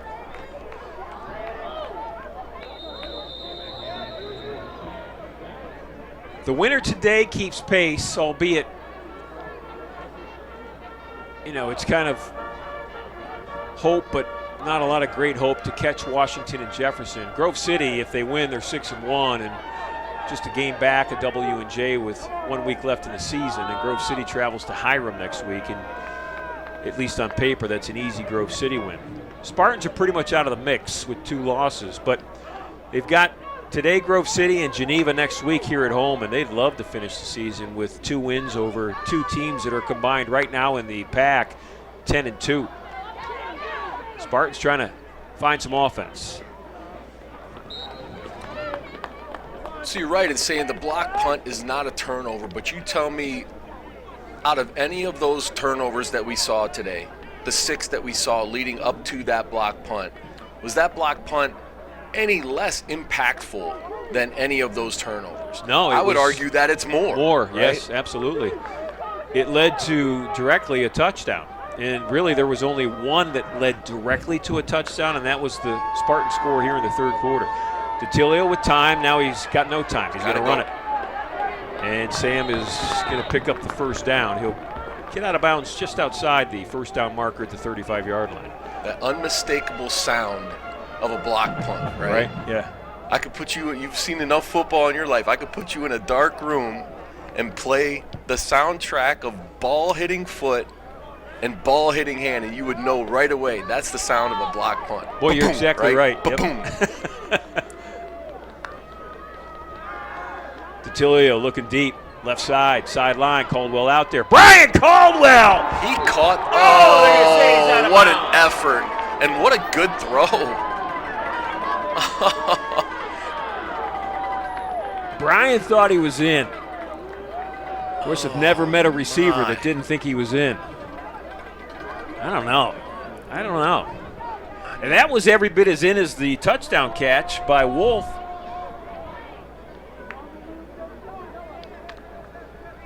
It looks into me. He doesn't. All that matters is He what was the guys bobbling in the that ball, but stripes my say. goodness, what a good throw and a great catch. Spartans will do it again. DeTilio going to step up in the pocket. Thinking about running, he's got room. He's got enough for a first down, and he will get that. Nice job by Gus Salopek there out of Richmond Heights. Went to St. Ignatius, just running his edge defender right up the field, which opened up a lane for DeTilio to run. Salopak, the grad student, the left tackle, in his 5th year. Ball near midfield for Case Western. They're down a touchdown. Just over 5 minutes left to play in this 3rd quarter. Here comes Grove City. DeTilio with a pump fake. Bought himself some time. Comebacker to Caldwell, and it skips in. Sam's been short on a few passes today. I don't know if he's not getting his feet set, not being able to step into the pass, but... Well, that's a tough one because Stefan Lopez kind of whiffed on his block on the edge defender there, and DeTilio did such a nice job ducking under him, stepping back up into the pocket to make that throw, but that's a tough play. 2nd and 10. Lopez only back in the backfield. They haven't really run the football in the second half, except for the quarterback. DeTilio, long pass, and that's pass interference. Tried to get it to Liam O'Brien and just knocking Liam over as the pass came in was Keegan Frazier. And actually, when you're a D-back in college football, that's actually a smart play, right, Defense, Jason? number If you're 31, beat for a big 15-yard game, penalty, first ball down. isn't going to be marked where the penalty was, where the commitment happened. It's just going to be a 15-yard penalty. Right, so you saved yourself about a 25-yard. Yeah. You saved your team about 10 yards there by doing that. Now, granted, he's not going to score on that play, so, I agree with what you're saying. But, hey, credit DeTilio. That's a pretty pass from DeTilio, and he gave his wide receiver a chance to make the play and to draw that pass interference penalty. So Andy Kapsick has checked into the football game. Kapsick, the sophomore tailback out of the Gilmore Academy. Pass interference probably saved him 20 yards. Double pass. Kapsick's going to throw it. Kapsick wide open. Dylan Cave at the 25. Cave still running with the football, and he's inside the 15. How about that, partner? You called it. Double pass. Yeah. You kind of see how he drifted. Here he is on the swing pass, and he's kind of stopped. Yeah, I mean, it's looks a little different, but the assignments stay the same on defense, right? So whoever was responsible for that back out of the backfield on the swing pass came up, opened it up. They bit on the swing pass, and it paid off for Case Western. DeTilio to the end zone. Caldwell goes up, ball tipped, caught, intercepted. How about that play by Grove City's Bowden Davidson? Outstanding job by Davidson to go up and basically tip it to himself. Really, really athletic play. Davidson falling backwards, my with goodness. Grove City's 3rd interception in the game. Their 18th interception on the season. Boy, it's tough, too, on that play because the running back that time really did his job chopping the edge defender, taking him to the ground to give DeTilio time to make that throw, but the time took so long, he took so long to throw the football that the edge defender actually had a chance to get back up after the block and get in the quarterback's face. He really did. I mean, it was great effort by that defender. He'll hand it off. This is Chase Rankin with it. He gets up to the 22-yard line. Boy, that's the 2nd time of the 3 interceptions that the Spartans have been within, Coach Debelak said in his interview zone. when they asked him what he was looking for out of these last 2 games, at one point he mentioned, I just want to see us continue to do what we've been doing. And if what he meant by that was competing, then he's getting exactly that. And you're seeing it in the run defense of the Spartans. I mean, they have been outstanding stopping the run today. It's 2nd and 8. Rankin the only back in the backfield. They'll fake it to him, and the pass is broken up. Nice job. Fickus. Fickus with the good hit. Well timed. You know, they are staying strategically away, Grove City, from the other cornerback, O.C. Chukwuocha, O.C. the senior. And he's had a real strong career here at Case Western. He has been a lockdown corner for Coach Debelak and that defense for a long time. Yeah, you're right. They want nothing to do with him. O.C.'s on McGroarty right now. Some edge pressure, little stunt. Here comes. Right side, that one's over everybody. Good That's hit on the quarterback there, and a really nice stunt off the edge. I think that was the same one that sprung them on a blitz earlier in the game. Fickus running off the field right now in front of us, holding his right shoulder. Actually, I think he's holding his left shoulder. He's holding that, you know, earlier he got hit, and he's holding his arm in such a way. I thought he was pointing to his right shoulder, but it's actually he's supporting his left shoulder. Do you remember the blitz earlier that Kapapi had the big pressure on? Right. I think that was the same stunt, the same blitz that they ran on that one, and they got home on that. Well, they didn't get home, but they did enough to force a bad throw and got a nice hit on the quarterback too. What a punt. Over 40 yards, sent Bo Wolf all the way back to the 28-yard line. A good punt every now and then doesn't hurt, does it, Jason? Nope. Absolutely not. So the Spartans will go back to work. There's a look at that offensive huddle. And they certainly have to like what they did on the last drive. Didn't like how it ended. But getting to the point where they had an opportunity to punch it in was all positive. Right, and a lot of that was, again, DeTilio with his legs. Sam's going to run now. it. There's a design run, but doesn't go anywhere. Absolutely nowhere. Coming up and making the tackle, one of the down linemen, Dave Cower. Cower came up, made that tackle. The junior out of Pittsburgh. Tell you how times have changed. When Bill Cower was playing for the Browns, he was actually substitute teaching at Berea High School as well to make some extra cash on the side. I wonder what he made. Played for the Browns 1980, 1982. Couldn't have made much as a substitute teacher. Reverse. Little reverse. He's going to throw it. Deep ball, that's DeTilio, and what a great defensive play. Staying with the play was Mason Klaus. Klaus, number 9, stayed with DeTilio the whole way. I mean, that's discipline, right? That is an outstanding football play to get over there on that. Well designed. The funny thing is, he might have been better off just keeping it and running instead of throwing it off on the just normal reverse, right? But yes, that was. They're going to go nuts on the film tomorrow, Grove City, when they see Klaus make that play. He's going to get some high praise for that. 3rd and long. And it's a motion penalty on the left tackle Offense, for Case number Western. 60, 5-yard penalty, 3rd down. Good assignment football. It's kind of what they didn't do on the double pass down here that got Case into scoring position earlier. Well, you can't say the Spartans aren't empty in the playbook today. And see, this is what happens too when you don't really have that carrot dangling in front of you of a conference championship. You start pulling some things out of the playbook that you've been running all year, but you haven't had a chance to use, and you're like, well, let's try it now, you know. DeTilio steps up, floats it over the middle, and almost making a great play. Going up trying to grab it was Will Stack. Stack was double covered. You could make the argument he had 3 around him, and he almost came down with the football. Good job by DeTilio to put it on him.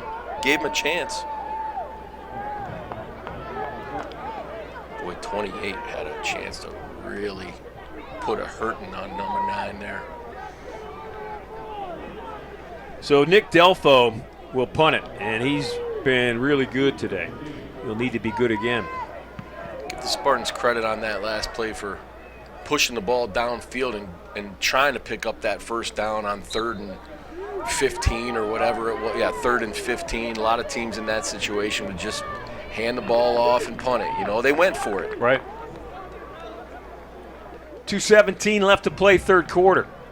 It was 7-0 halftime, Grove City, and both teams have traded touchdowns here in this third quarter.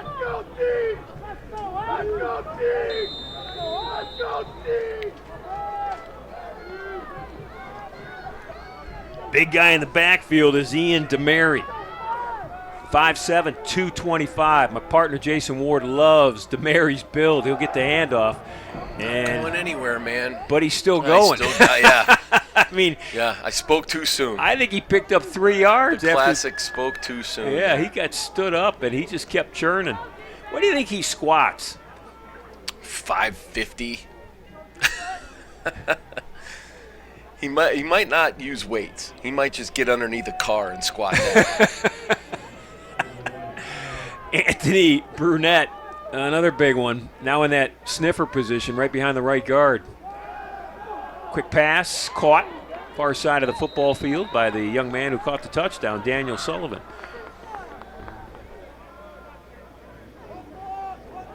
Now mark him out at the 50. It'll set up 3rd and 3.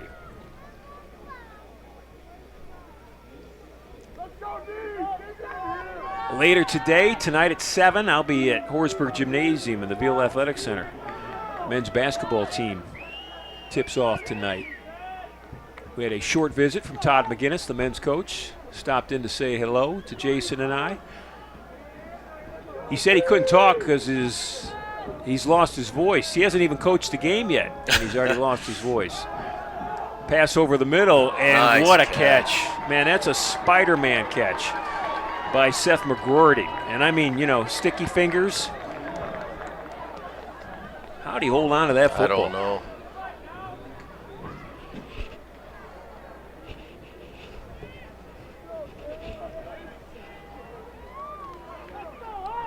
Drive continues for Grove City, and they're going to wrap up this third quarter. We're 30 seconds away.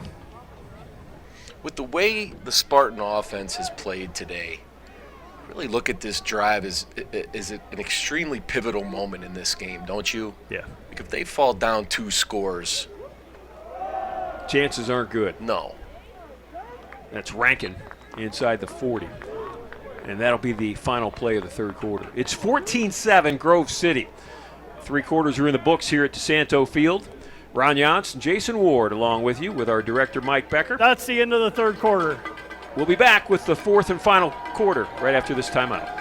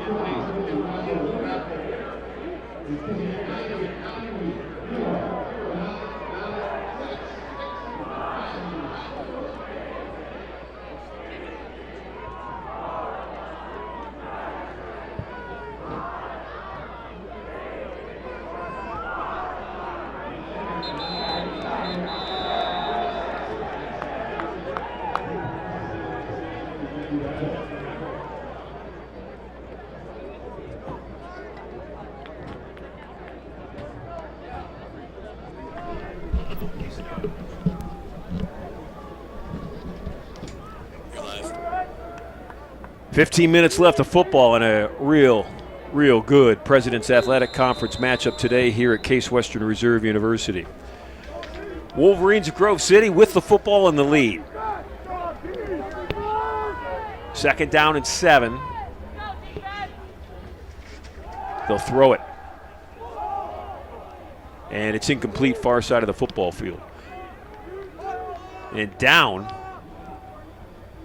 but back up, is their talented wide receiver, Seth McGroarty. McGroarty just may have needed to rest for a moment.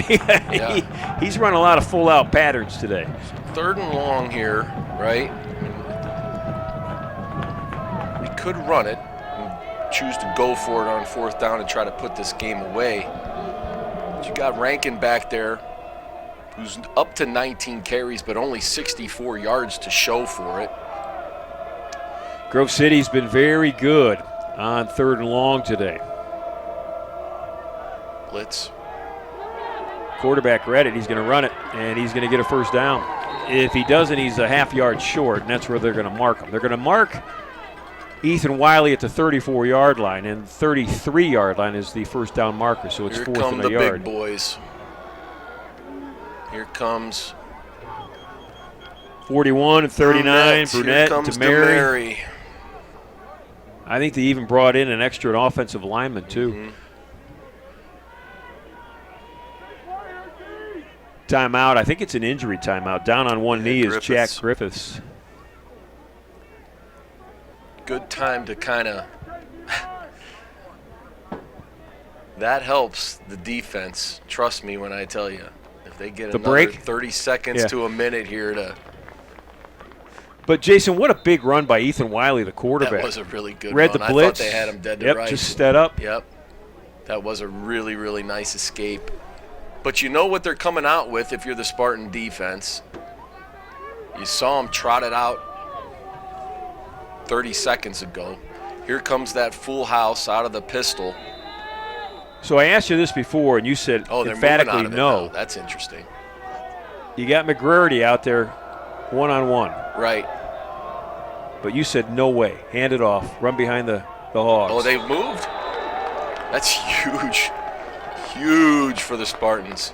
Now, there seems to be some discussion, Yeah, which would I don't make know me why. nervous if I I'm don't know Coach why. Debelak. The whole left side of their line looked like it moved. Let's see if we can.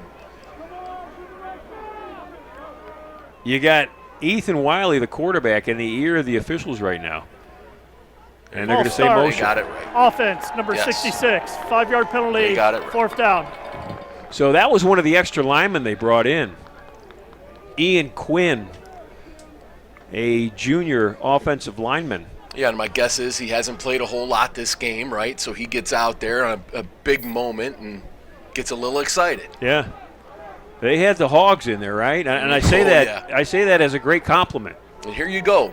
They're punting the football away, we think, right? They already ran one fake punt successfully, but that keeps the Spartans right in the game. And Bo Wolf is just a tackle breaker or two away from, I mean, he's got the speed to do it. Low snap. That's a beautiful punt. That hang time set everything up defensively for Grove City, and they'll mark them out at the 10-yard line. Take this moment to thank Jake and Jeff, our videographers today, replay guy Brian Trail, and our steady leader Mike Becker. Pleased as always to bring you Case Western Reserve University football. It's a blessing to be here on a November day. It's cloudy and overcast, but it is beautiful in every way that November should be. Yep, it's fall.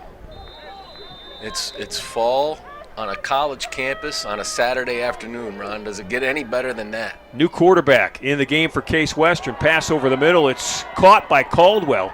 And the Spartan quarterback is Pierce Olson. Olson, a junior, is in at quarterback right now for Case Western. Okay, so again, when you don't have a conference title on the line, you're running double passes, you're running reverse passes, and here comes Sutton. You've got to think is in there for his passing ability, right? Because they really haven't gotten anything going in the run game. Looking to throw, throws it into empty space. But the one thing they may be missing, Ron, is the running ability of Detilio, unless he's hurt. So Olson's not even on the depth chart. The starter, of course, Detilio, the listed backup, Andrew Lowe. They lost Aaron Phillips, second game of the season. Number 8 right there in your shot is Pierce Olson, a junior. And he is the surprise quarterback of the afternoon. Here comes a blitz, outside edge. Olson going to have to run. Pierce looking to throw, and he's just going to get hammered. Good defense in the secondary by Grove City. That's got to be disheartening for the defense to make the stop that they just did, and now watch the offense staring down the barrel of a 3rd and 14 with a quarterback that's not even on the depth chart.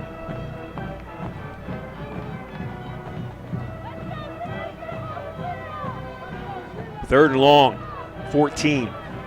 Spartans need to get to the 43-yard line. And Grove City, you can bet your bottom dollar coming after Olson. They will. He'll throw it deep. And up trying to pick it, and coming down without it is Dylan Cave. Do you see DeTilio? I don't. I was looking on the sideline for Sam's number 12, and I don't see him. I don't see it.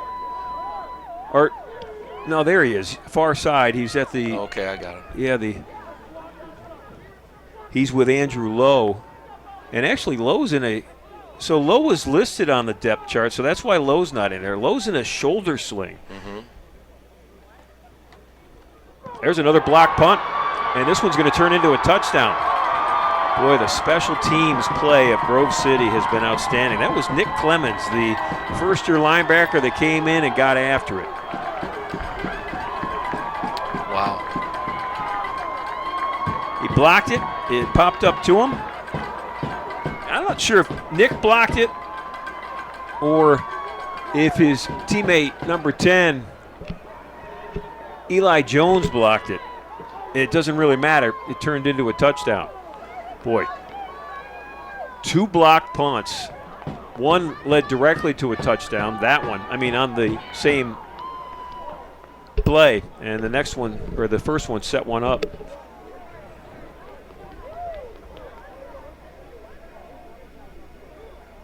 With 12 minutes and 33 seconds left, Grove City has now taken a 2-touchdown lead. We'll be back.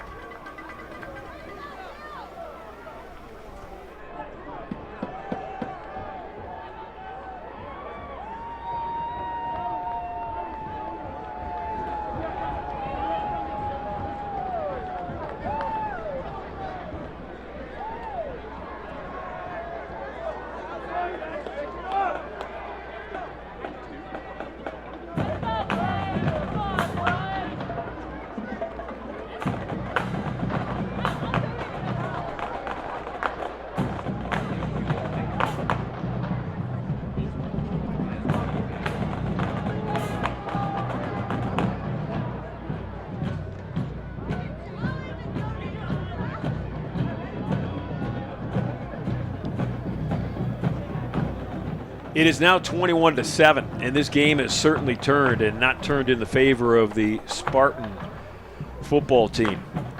But boy, did it turn quickly. Again, you've got a Spartan defense that was out there.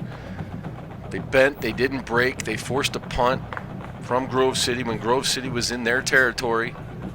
Offense gets the ball back. Oof. And who will we see a quarterback? Right. Spartans still trying to figure it out offensively today. This is Kafsick with a great return. And Kafsick's all the way up to almost the 35-yard line. That's Jake. Jake is 15. His brother Andy, number 30. 2 talented sophomores. DeTilio back in. So playing multiple quarterbacks certainly isn't something new to Coach Debelak. Last year, actually the last 2 years, 2 years ago more than last year, he had 3 quarterbacks that he would play a lot. And it's because they all had different things to offer, and he thought, the mix of them was positive for the offense. And that's a guy who, Debelak, who has made a career out of locking in on one quarterback. That really is a nice good catch. job. Really, really good job by Stack of walling off the defender. He kind of boxed him out. Did you see that when he went up to make the catch? Because that ball was up there for a while and allowed the defender to really break on it, but he used his body to wall him off. Spartans in a hurry. DeTilio going to have to run out of the pocket. Still looking to throw it. Now against his body he'll throw, and almost with another great catch is Bo Wolf. Wolf at the 20-yard line. Good job by DeTilio there to keep that play alive and allow his receivers to break open a little bit. And a nice ball on the run against his body. Yeah, tough pass. Mm-hmm.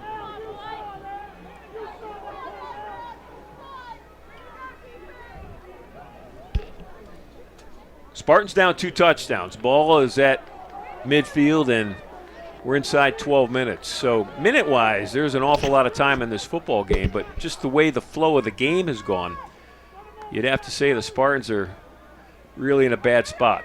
Tried him on the double move again. That wasn't there. Checked it down. Another skip pass, this one short of Will Stack. Yeah, corner was all over the double move there.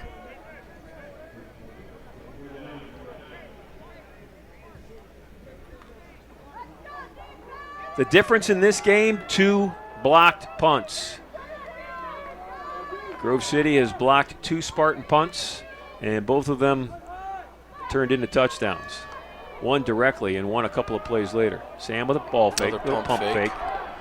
He's going to run, looking for space, not much there. He'll pick up maybe 3 yards. You almost have to think about going for it here, don't you? And I think they are. Yeah, it was 3rd and 10. They got 3, so it's 4th and 7 for Case Western Reserve. It's the right call. You got to credit in all of this that Grove City defense. Oh, absolutely. Both defenses have played really, really well. DeTilio over the middle. Caldwell came back for it, job. caught it. Nice catch. Brian Caldwell with strong hands.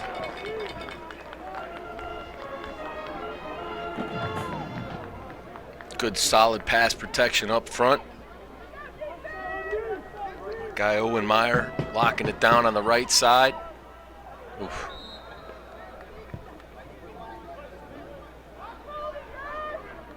Target was Stack. It's Will 9 running back to the huddle. You know, as fans, we look at that and say, okay, even if he catches it, it's only 3 yards, but it's an important 3 yards. 2nd and 7's a lot different than 2nd and 10.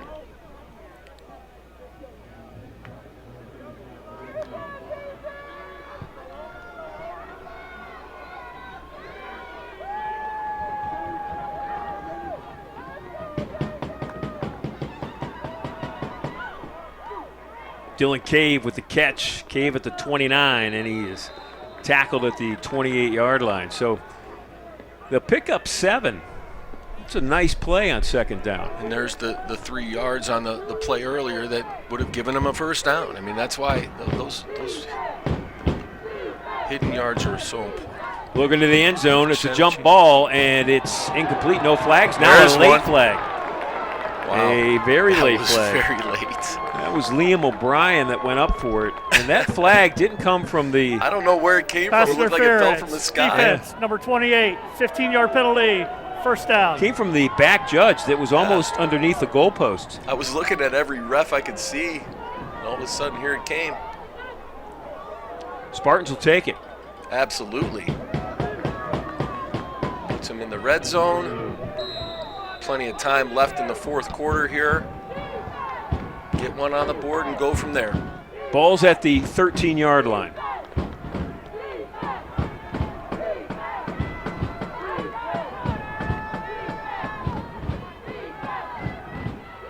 DeTilio, pass complete.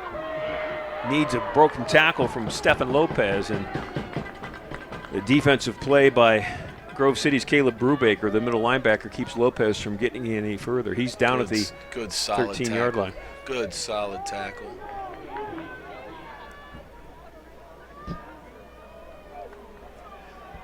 There's a look at that defensive front for Grove City. 98, 90, 67. They go 275, 250, 265.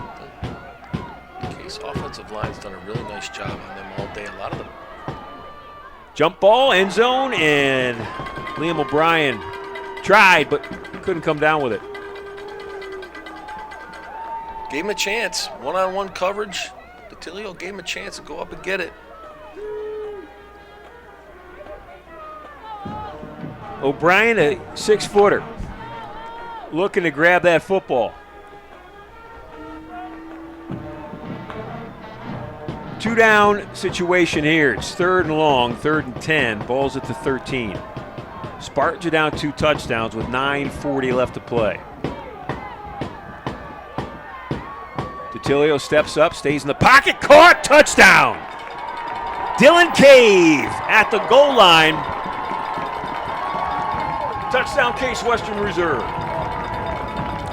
Boy, DeTilio really showed me something there with his mechanics from the waist down, Ron. The way he kept his feet shoulder width apart, stepping up in the pocket, nice and low, delivering a strike on that throw. That was a really great job out of him. And again, a fantastic job by the Case offensive line to keep people off of him. Petrozzi with the point after touchdown, and it's good. 21-14. 9:37 left. And, 14 of the 21 points for Grove City have come on special teams, block punts. So you've got to love the defense that Case Western's been playing and the opportunity with 9:37, Jason Ward, that presents. Absolutely. Now your defense is buoyed again by the score, right? So they're going to come out there. They're going to be fired up. It's not like they're coming back onto the field after the punt on 3rd and 14 down on this end. They're coming back out onto the field with a chance to win this football game. It's a one-score game with over 9 minutes to go. All they have to do is keep doing the thing that they've been doing all day. Which is stopping the run, bowing up inside, and hoping that back end can, come up with a score. Take away these shot plays. Right. The game has changed. 9:37 left. That's a long, long time.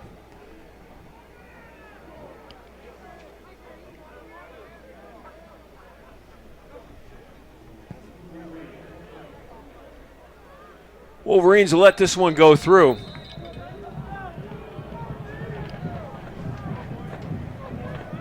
So after a first half dominated by the defenses, one big play, a 26-yard touchdown pass by Grove City, it's been a second half of scoring. Now some of it has come on great special teams plays by Grove City with 2 block punts, or poorly executed special team play by Case Western Reserve, depending on how you look at it, which side of the sideline you stand on. You can go seasons without blocking a punt, and I don't want to sell Grove City short. To have 2 block punts in one game, that's amazing. They'll start on the ground, and they'll pick up a short 2. Chase Rankin, the junior running back. Officials timeout for an injured offensive player. And I think that, it's Seth McGordy again. And it looks like he cramped up. He's been down a couple of times today.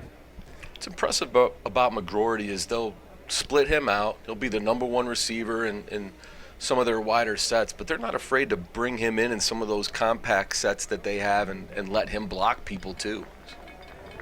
Very, very good football player. So he'll leave for a play. Now, this has also been a game of turnovers. Both teams have turned it over, several interceptions, a couple of lost fumbles, and the Spartans would love to add one more on the plus side for them right here. Interesting to see what Grove City does here on 2nd and long. They're set up to throw it, but they really have overloaded that left side of the line, and that's where they'll run it. What a great job again. Defensively. Yes. Yeah, big stop. You talked about numbers on numbers, right? When they load up that left side or the right side, that time it was the left side, they've got numbers offensively, don't they? Absolutely. Absolutely. And they chose to run away from the numbers, which is fine. That happens all the time. But, Ganakis he's been everywhere. And he came up right now, showed blitz. Yeah, when you lose those inside linebackers like we talked about at the beginning of the telecast, you need somebody to step up. And I think when it comes to the hub of communication, Ganakis has been that guy. He's been a leader out there. Here comes Case Western, almost picked. Henry Bush, the outside linebacker, almost came up with a game-changing play. You'll see it right there. Oh, wow. That was close. But Jason, the defense holds. When you blitz, you typically lose something in coverage, but Case had 2 guys out there on him, and one of them almost made like you said, a game-changing play. So Bull Wolf standing back at his own 35. And a poor punt goes out of bounds on that far sideline. We'll see. They're going to mark it at the 45-yard line. Boy, if you want a gift, there's one. 8:18 left. Spartans will be on offense with a chance to make this game even tighter than it is right now. Spartans come out on offense with the momentum. Another momentum switch in this game.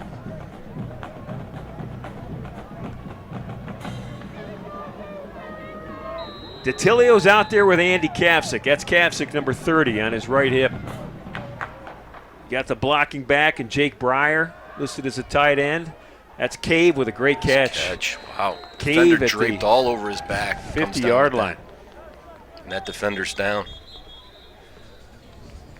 What's Dylan Cave? Officials Strong hands. timeout for an injured defensive player. It's Bowden Davidson for Grove City down. Bowden's played well today. Yes, he has. Yeah, he's been very good in that defensive backfield for Grove City. We'll take a break. We'll be back.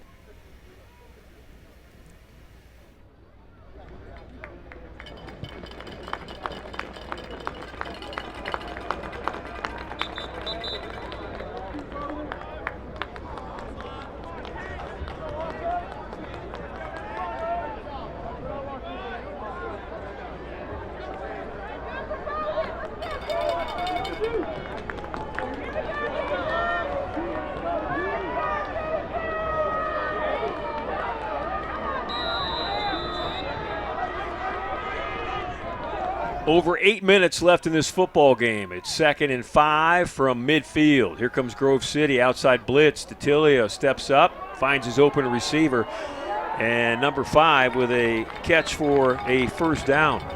Just waiting for him to get north-south. Actually, you know that's, what I mean? That's Will Stack. The 9 looked like a 5. Stack's had a nice game. Quickly on offense. DeTilio again. This one over Got the it. middle. Open catch. Was it? I think they're going to give it to him. Have it Ron. called it? Yes, sir. Stack. They gave it to him. Yes. Case switching up the tempo here now. Getting to the line of scrimmage quick. Stack with a diving catch. Change DeTilio looking left, still looking left. Goes to Cave on the 2-yard line. And Same play they ran a couple plays ago where Cave came down with it, remember, with the Right. defender draped all over his back. Same play. They like these quick ins, 5 yards and in, short digs. Caldwell, the lone receiver, out to the right, top of your screen.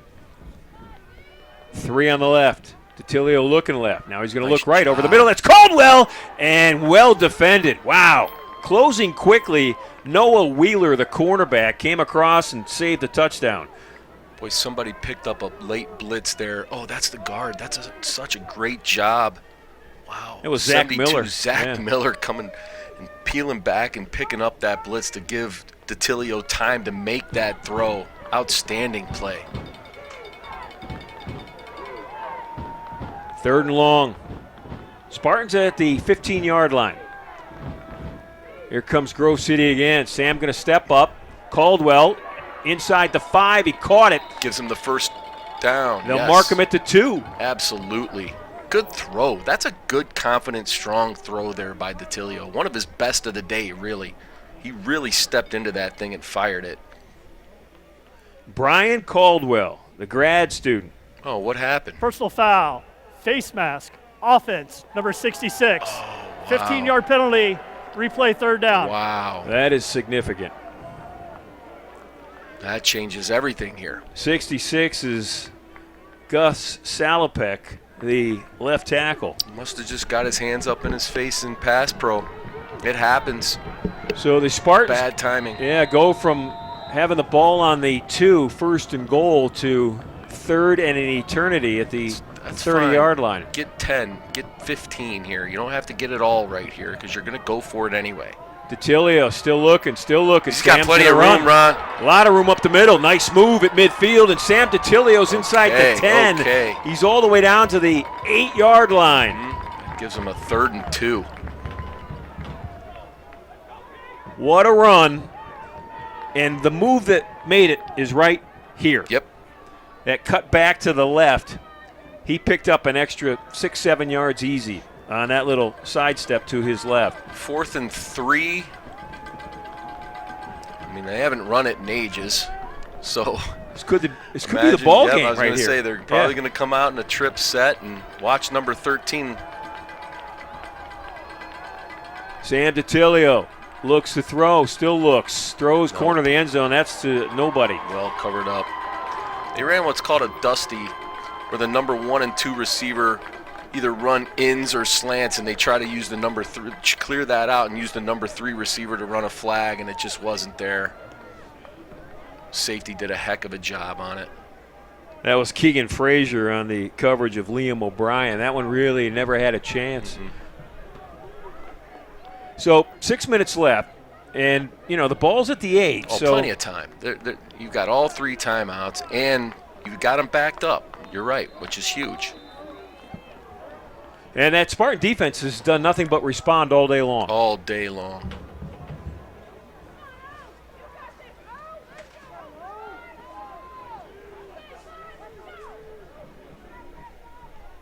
Wiley will hand it off. And just trying to push that pile and actually doing a real nice job of it. That ball was stacked up at the 9. 4 on that. It's actually one of their better gains on first down all day, 4 yards. That was 5'7", 225-pound Ian DeMary with that run. I was ready to say, here comes 2nd and 8 again, which we've seen all day from Grove City. They've been in 2nd and 8. They're in 2nd and 5 thanks to DeMary's powerful churning legs. It's Rankin back behind his quarterback now. Spartans looking for one play defensively.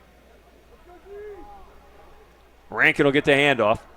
And Rankin's going to get just stacked up at the 12-yard line. Defensive line play. Kapsick was in there. Swarm was in there. And for as good of a pass rusher as Swarm is, he's really, really stout against the run, too. Henry Bush coming from his outside linebacker spot as well. Here we go. 3rd down. Clock's at 4:40.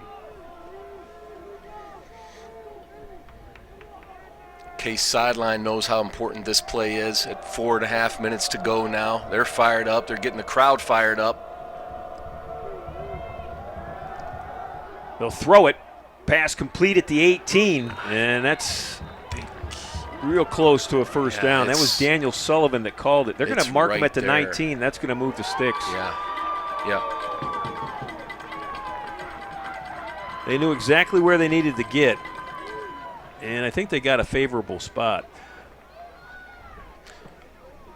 How many contested catches have we seen like that today, right? Where that defender on those quick ins, and that's really what it is, a 5 and in, right? It allows the corner to recover and have a chance to make a play. He's right there. Man, a lot of those. Credit to the receivers and the quarterbacks for getting that done. Big guy with the football trying to push that pile.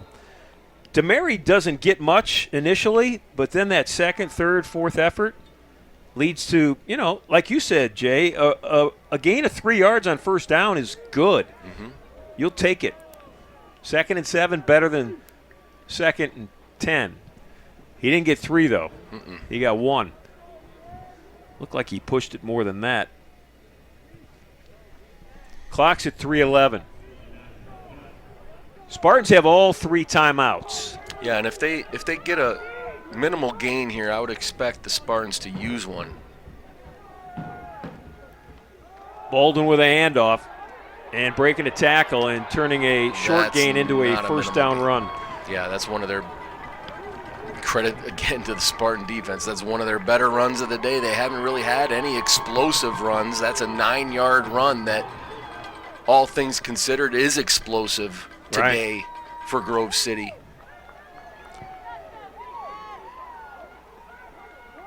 Wolverines content. They've got 19 seconds on the play clock. They can get this down to like 2:10 before they snap the football. And with 4 downs in front of them, or at least 3 on 1st and 10, they'll take it all the way down. Wiley staring at that play clock, snaps it at 2 seconds, hands it off to Baldwin.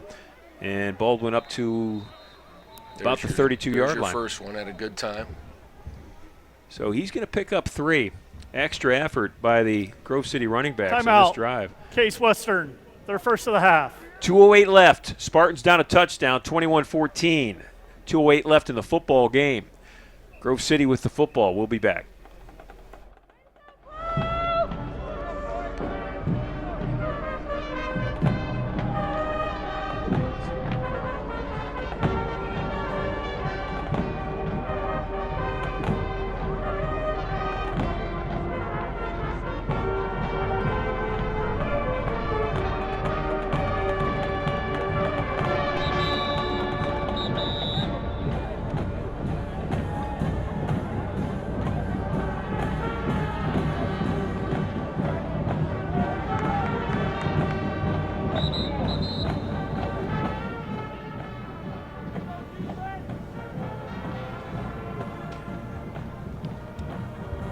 So the Spartan defense has been out there just hitting and hitting and hitting.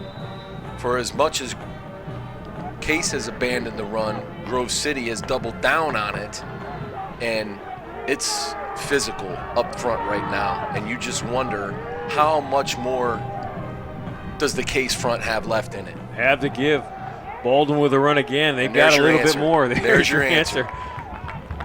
But coming up and making the hits, Much respect. Griffiths and Ganakis. That This defensive is front the 2-minute taking on the timeout. blocks, allowing those linebackers to come up and make those stops. You know, Jason, you've talked a lot about Joseph Swarm, Jack Tierney, and Sean Riley in there along that defensive front. And they really are the reason that guys like Bush and Ganakis, Griffiths, and Laverty have been able to make those stops. A good defensive lineman is a linebacker's best friend, right? Absolutely. Keep guys off of me. Take up blockers, and that's what they've been able to do. But at the same time, they've been able to make plays. And again, credit to Ganakis, because without knowing, I feel like he's been the de facto king, right? He's been the guy that's had to be the guy that gets guys lined up, has to be the one communicating, has to be the spark that lights the fire on that defense, and it seems like he's been that guy.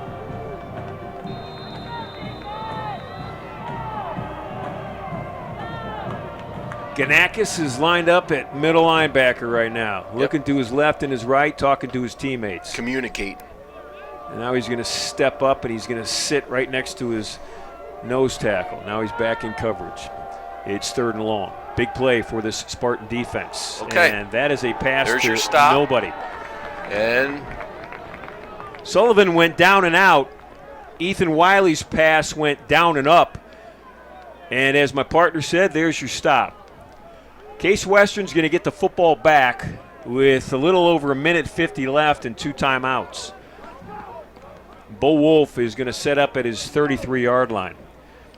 Now, Brady Lane's done a nice job all day long punting the football.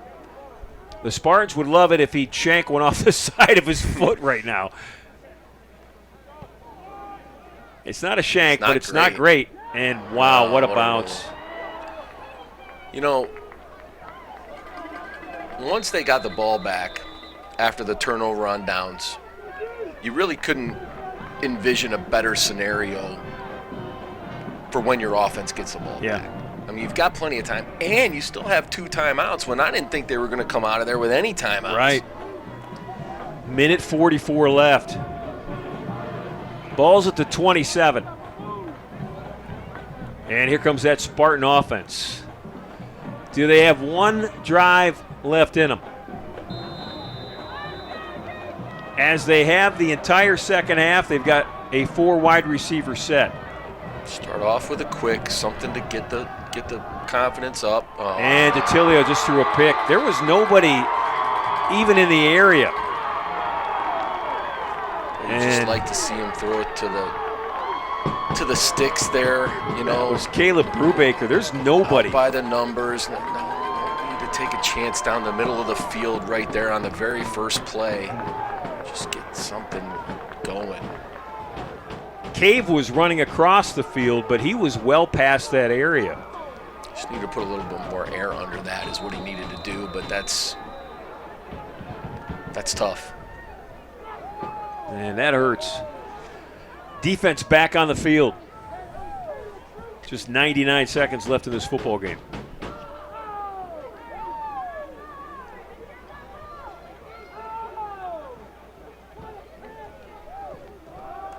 I hand it off to the big guy. Look at the big guy go. How many times have you seen it, right? 39 is going to go 36 yards. Boy, Grove City has made a living today off of big plays. Ian DeMary, the blocking back, took a handoff just to churn clock, and he goes 36 yards for a touchdown. That follows a Spartan turnover, added on to 2 block punts that have led to touchdowns for Grove City, and 21 of their 28 points have come on big, unexpected plays. The turnover really took the wind out of their sails, obviously. I mean, they've been so great against the run all day, and to watch that happen and think that you just gave your offense a chance to go down and tie the game up, to see that on the very first play after you just did what you did. You know, when I say how many times have you seen it, that defense goes back out there with just defeated, and there's your big explosive run right after that. It's unfortunate for that defense. They did play their hearts out. 1 minute, 32 seconds left in this football game from DeSanto. It's 28-14. Grove City. We'll be back in a moment.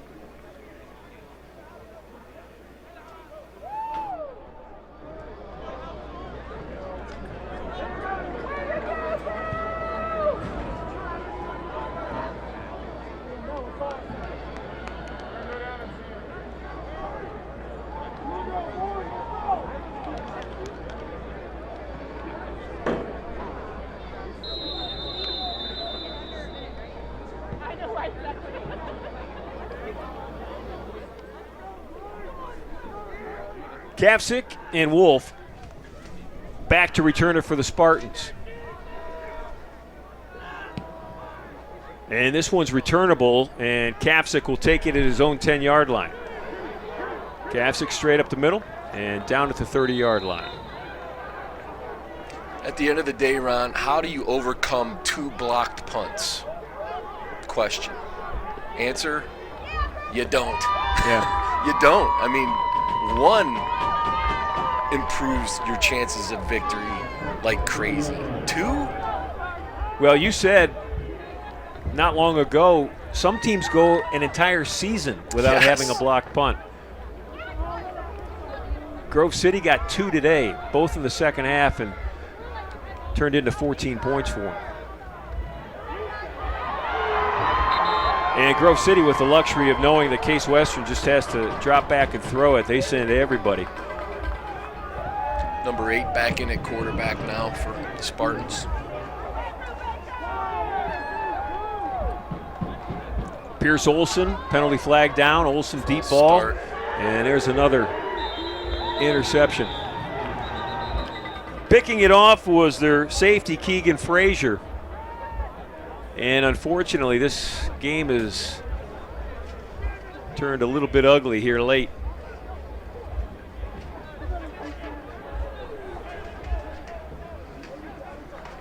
So the penalty, we believe, is a false start on Case Western. 1 on each team. Oh. Illegal shift, offense. Illegal substitution, 12 men on the field, defense. Those penalties offset, replay second down. So Case Western gets another look at it. Interception wiped off the board. It's 2nd and 20. 2nd and 21 to be exact. Minute 2 left.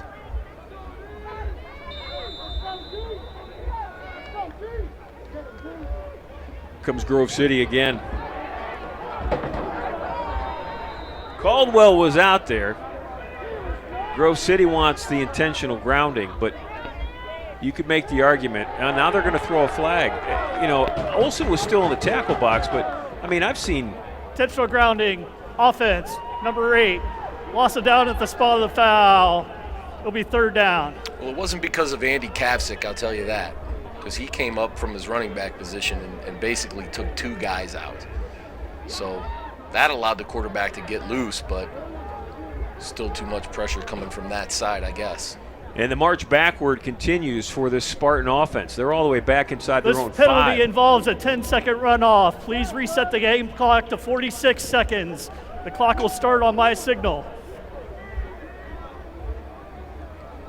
So as you heard, there are 46 seconds left in this football game. They've got to change the scoreboard clock, though. They jumped it to 36. Game clock operator, please reset the game clock to 46 seconds. 4-6.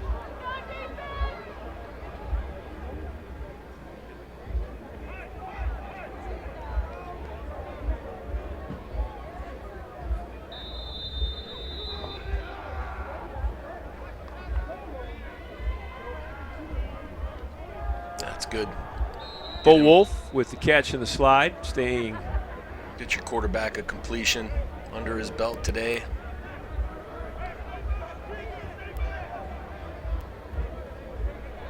Olsen at quarterback. Running forward is Kapsick. And running out of bounds is Andy Kapsick. 17 seconds left.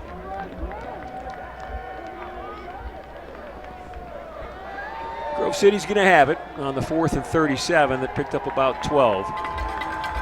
And we are just one snap of the football away from a Grove City victory on the road.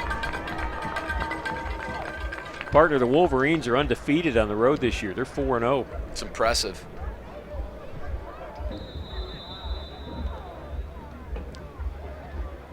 I wonder what the secret to that is, you know? The meal the night before the game, same bus driver every time. Well, believe me, all those superstitions go into it, right? Oh, absolutely. Absolutely. So the final seconds tick off, and the two coaches will meet at midfield. Andrew DiDonato, the head coach of Grove City, a winner today.